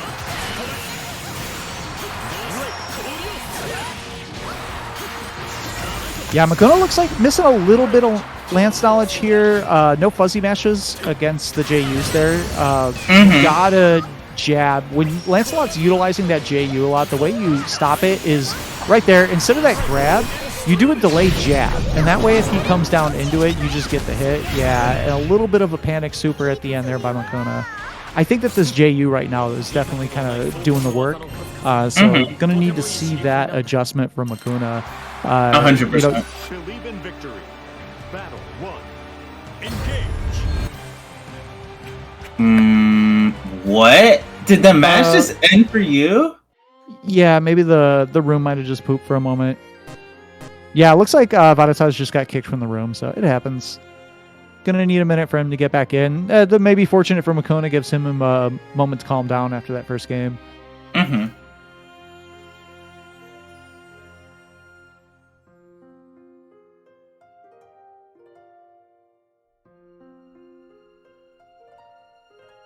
All right, so is 1-0 Vanitas still in this first game? There wasn't really anything to recreate in that second one since he got kicked right as the game started, so I'm assuming we'll just go I wouldn't on that 1-0. Even if I don't know, I'm not gonna offer Makona the game. I don't think there was any reason to. No. Yeah. I was thinking more in terms of like recreating meter or anything like that. Yeah. I don't even do that. It's too much work. I just even up the rounds. This will give Makona time to kind of slow things down. Definitely would like to see trying to adjust against that JU a lot because that was working way too much. Trying to mash grab there in that situation a little too much, and it's an easy change, honestly. It's like the places where you were pressing grab, just press 5L. Yeah, and I think that in general, I feel that Makona is doing a really good job of playing into how Vanitas has been playing neutral. So I think that Makona's on the right path in terms of the neutral decisions that he's making versus Lance. It's mainly just the choices that he's making on defense and getting flustered by the pacing. That's the thing I think about Lance. I feel like he's a character who he plays the game in turbo speed for a while, but once you get a lot of experience and comfort with fighting against Lance and the RPS the Lance player wants to commit to, that character slows down a lot. But if you don't have a lot of Lance experience, he makes you feel really flustered. I do have a lot of Lance experience. He still pisses me off. No, but I feel like it's different though. In your case, you feel like the character isn't moving at like 500 miles per hour, you feel me? But like Makona, I can tell that in certain moments he feels like he does. I think my spectate actually broke. I'm like stuck. I can't get off the cab or spectate. Oh, that's good. Yeah, hold it down for a moment. Alright, Red. Alright, nice EX wall blade. Oh, I think Vanitas got kicked actually. Oh, for real? I'm watching them play right now. Yeah, in the cab I see Makona, but I don't see Vanitas in the room anywhere. Oh, I think it's actually IDC. Bro, you got fucked up. Yeah. Yeah, that's okay. I think you might be able to watch Devil's Discord, right? Alright, we're... Oh, wow. Vanitas have a really convincing perfect there. That was strong. Alright, beginning to adapt more and asserting themselves a lot more in mid-range is really good versus Yule. Great punish. Unfortunate miss on the link. Alright, Makona has the corner. Nice EX flip out. That's actually been putting in a lot of work for Makona.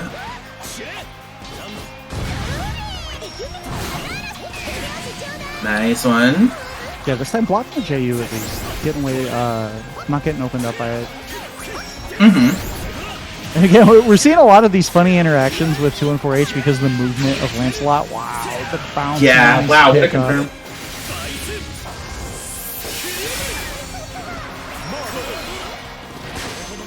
Alright, nice tech. Oh, big counter poke with the 5H. And that late tech, every bit counts at the moment. That little bit of chip in the late tech. Nice yeah, punish. miss space the Gorilla Blade. That is punishable point blank. And actually, that drained the last of the DP. I don't think it's going to kill, but it's going to be pretty close. Alright, not the range where a throw will kill. Good block on the empty low there. And if you're Makona, I would just keep playing for the chip. Try to get those 5M, 236Ls going. Try to get a little bit of meter back, maybe get an ult to close things out. Oh, punish! Oh, just the run-up grab? Wow! And Vanitas going to take it 2-0 lead here off that run-up throw.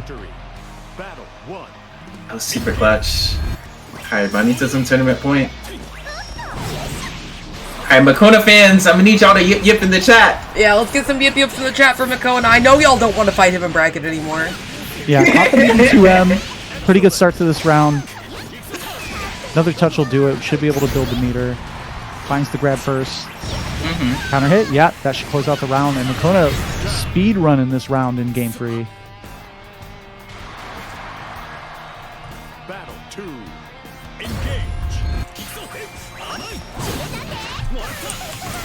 And again, this JU is just putting in so much work right now. And the fireball beating the guard cancel. Makona just being a little antsy on defense. Nice. Yeah, these throw baits just kind of eating them alive right now. Good challenge in the air though. Has the air to air. Oh, Too early on the grab. Yeah, 9 frames of throw protection on wake up. You got to delay those.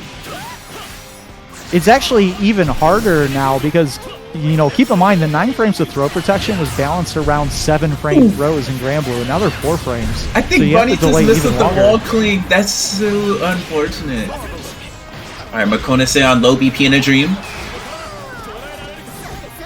Nice jump back. Yeah, good job not committing there. BP is still available. Big tech on the grab. Yeah, you gotta get that little bit of meter here if you're Makona. You need an ult or something to be able to confirm to. And the walk-up throw and tournament point for Vanitas here. Battle 3. Engage. Big kind of hit 5L or 6 spell to start, and within the far 5L range, so was able to actually get a combo off of it. Not a lot of damage though. Oh, and the wake up grab. Too many forward dashes.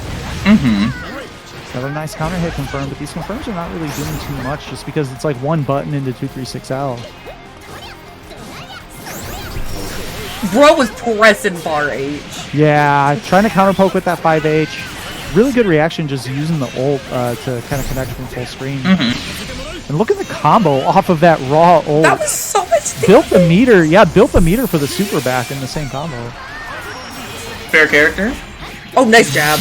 And that's what I'm talking about. That's how you Yeah. shut down the That JU was close. approach with that fuzzy mash. He's going to run out of resources here, though. Yeah, combo limit. Actually, kind of a spooky situation from Makona. A throw is like going to be just Nice. shy with no BP, but that That was 2M really good check, to him. keeping him alive. We got a 2-1. Believe in victory. Battle 1. Engage. Long road to go for Makona still. Yeah, try to backdash away. The Fireball for Lancelot, the non-EX ones do actually go pretty much full screen. They don't go like 100% of the stage, but they Only go one much that goes further. 3/4 of the screen is the EX. Yeah. Wow, what a bait.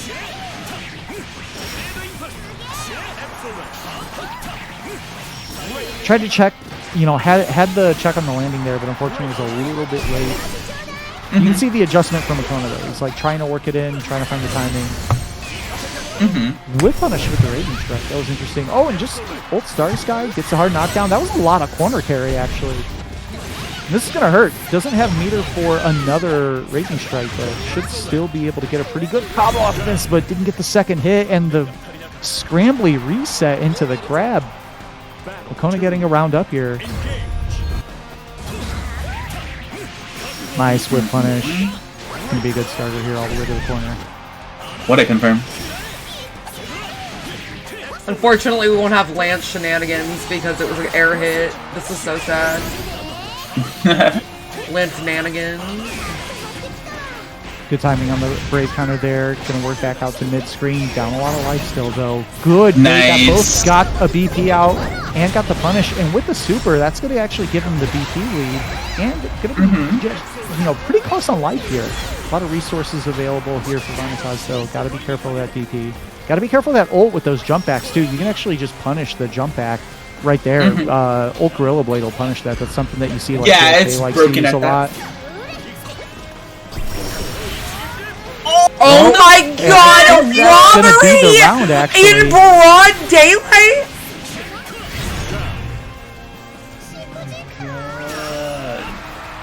SOD. 3. Engage.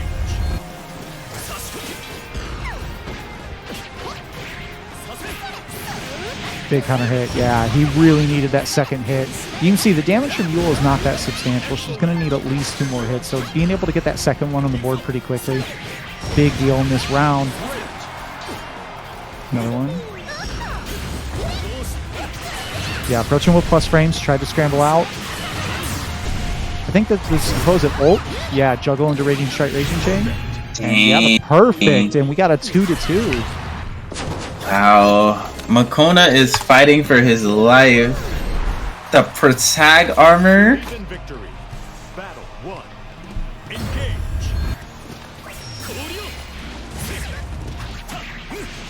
Great. As the corner. Yeah, good timing for the Brave counter there. And same thing back. Again, I appreciate the guard cancel to take momentum back after they spend theirs because you're at least keeping parity on BP. You're not going negative on it. Oh, just the tip of 5M. Yeah, gonna bust out with the BP. No! Oh my god. No! Not like this. This is so sad. Ooh. I wonder if the spectating ended or if the. No, but Makona just messaged that something that happened. Yeah, unfortunately, it looks like a little bit of a kick there again.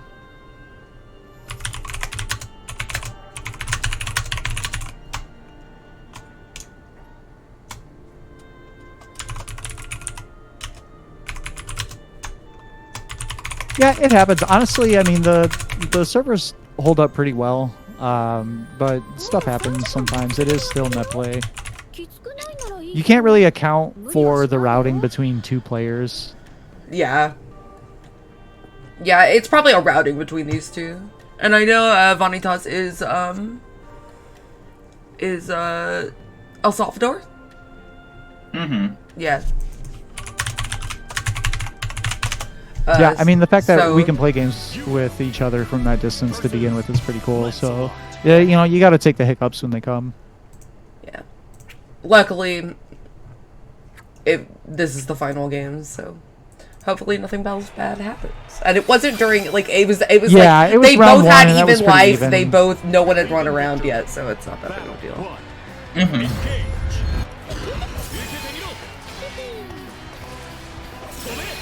Oh, almost with that dash L. Almost got the fireball. Instead, got counter hit afterwards. Pushed back to the corner. That was actually a pretty good chunk of damage off that straight hit. Good timing on the dash light as well. Gonna get the wall bounce here. Are we going to spend this early? You're going to hold the meter. Yeah, going to spend it. I like it. When you have this big of a lead, I actually like playing for the BP lead. If the match is a bit closer, I would try to hold that meter and try to kill them on the next hit. But I do think if you have a big lead, no matter what, it's pretty good. Yeah, good use of the JU and the wall cling into the JM. Going to get the cross up there. And just like that, tournament point for Vanitas. But that's not the first time he's been there. So see if Makuna can bring it back again. Good weight, yeah. Recognizing the jump back JU got him in trouble last time. This Lancelot dash L. It feels so far just because of how good his movement is. That's a big counter hit. Gonna push to the wall.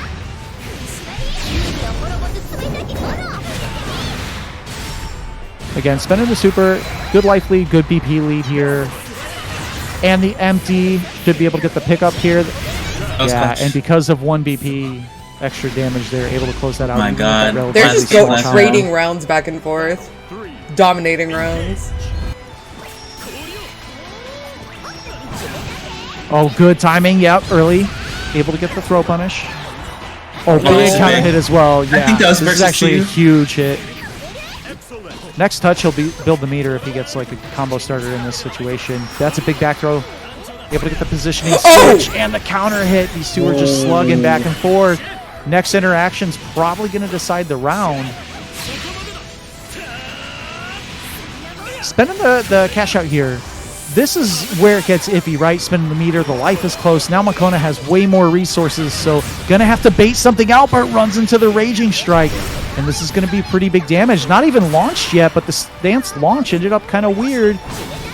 Oh my No God. BP available for Makona. Has to be careful of the Raging Strike. Oh my And the clutch dodge. Yo! Yeah. Please put that in the highlights, dub. Definitely, that will definitely make it. Holy shit. Yeah, Makona, you know, not a lot of Raging Strikes had been dodged so far on stream tonight. The only one prior that had been done was by Makona. So showing that he has those and has them in the clutch when the tournament's on the line. That was fucking OD. So I was actually taking notes on that set. I don't know if you heard me chat from my pen and paper. Oh no. Oh, I have notes too. I'm looking at my notepad and it says nerf Lance and nerf Yule. So there's a lot of things I wanted to cover because I actually wanted to give advice to both of them because that set was really close. And there is a lot of matchup stuff that I think the both of them could know and incorporate, especially because I play Lancelot, right? And I think that it would help both of them a lot with improving. So for starters, right? One of the main things is when it comes to dealing with Lancelot's Wogan, his fireball, Yule actually has a really good answer to it that I think Makona should have been doing more neutral. It's the fact that because Yule's movement is so fast, she can generally be in ranges in which she can threaten with 5M and 6XL to counterpoke Lancelot out of that move preemptively. It's something that I feel that Makona wasn't doing enough, trying to stay in those ranges versus Lance, which gave Vanitas a lot of luxury to just walk back to those spacings and threaten with Fireball. And even then, if Lancelot decides to walk back and threaten with Fireball at those spacings, she can actually react to it with medium flip into the low or EX flip low. And the fact that she can do that to low profile Lancelot's Fireball is really strong. And it kind of makes it annoying for the Lance player to use the Fireball at 3/4 range. So, also threatening with Yule 236L in neutral, outside of her 5M and 6XL is really strong too, because it has less recovery in this game and it goes really far. So, outside of the range of your buttons, especially versus people who are trying to play outside of Yule 5M range, it's pretty annoying for them to play around.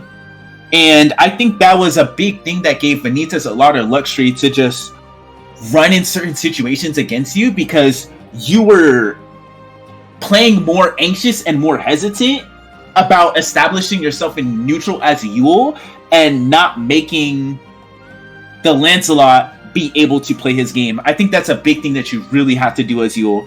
And I think Vanitas also began to get really scared in a lot of neutral situations too. Vanitas wasn't committing to 6XL with Lance in mid-range enough, as well as trying to use his Gorilla Blade in a lot of situations. Yeah, the Gorilla Blade definitely felt like it was coming a lot less often, like as the set went on, even though it was pretty successful. But there was the one, misspace that lost the round for kind of misspacing one and getting punished. I'd like to see a little more ult Fireball usage too. I think Vanitas was playing for kind of bigger cash outs with the super, but when the super doesn't close the round out, you end up in a situation where they have full resources and you don't have any available, and the utility of ults, especially for Lancelot's pretty big. We saw the success with the ult Gorilla Blade, but I do think, playing for the reset into the ult Fireball and being able to use that to, have one really good mix-up that they have to hold is, a strong tactic. And Lancelot can, still win with the same number of hits, roughly. He's not going to, you need, like, the big Bombo to, like, do that 50% on him, right? So if you're going to need 3 or 4 hits anyways, I'd like to see maybe a little bit more utility using a bit more of the ults. For sure. And I think that, in general, I also feel that Makona, in general, when you're fighting against Lance and you have him in the corner, it would do you a lot of good to think more about consciously contesting wall jump, especially when you're outside of the range of Yule far out, because at that spacing, her 5M or 2M, 5M more so, can potentially clip Lance jumping based on how plus you are in a situation, right? But I think that doing what you can to camp at these ranges where you can threaten with EXDP, especially because hers goes really high up, you want to threaten with that to stop the Lance player from trying to just wall jump or up back in a lot of situations when you have the corner. In general, though, I think both of you actually had very structured offense and had really good conversions. You both had really good offense, and you knew your routing very well of your characters, which was really impressive. I think that everyone, already celebrating in the Discord, not having to fight Makona anymore now that he's graduated. So, Koga actually put a sad Gina. Koga's sad he can't fight Makona anymore. Yeah, I would be like, I wanted to take him now. Callisto versus Makona first to 10 money match.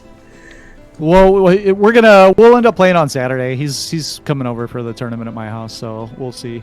Every now and then I still gotta kind of come through, let the kids know that they're grounded. You're like, I'm not playing this game right now. I'm waiting for the next patch, but don't get too big for your britches. Yeah, I'll take a break from Relink to dole out some lessons here. Well, thank you, I'm literally everyone. about to probably hop back on Relink right now that game's sick. So true, that game is those sick. are my 2 recommendations for this game. Is 1, if you want to pick up the game, you're not sure who to try, grab the free version, try Gran. He's really sick. 2, if you think the aesthetic is cool, like the music and the characters or whatnot, try Relink. It's a solid, like surprisingly solid JRPG. Yeah, if you think the aesthetic's cool and you don't want to play a gacha game, which no hate, I don't think many of us do. Yeah, actually, I do want to say there's like no gacha monetization in the game either. There's a lot of grinding for materials, but it's basically like anime Monster Hunter World, but the combat is closer to Final Fantasy 16. It was developed by Platinum for a long time, right? Very early on, Yeah. they did like I think the base level, so the combat will feel like that. Yeah. But yeah, it was in development hell for a while. The fact that it came out as such a good game is kind of Yeah, I shocking. remember like when I first started getting into Granblue like 3 or 4 years ago. People were like, "This it game's was already never like gonna they come were already out." showing gameplay. Yeah. Well, thank you everyone for coming. Thank you Callisto and Rose for commentating. I had a great time. Yeah, this was awesome. Yeah, and congrats to all of Top 8. Congrats to Makona for graduating. And we're gonna raid Coach Steve. So everyone have a good night. Bye bye. Peace. Yo, take care, gang.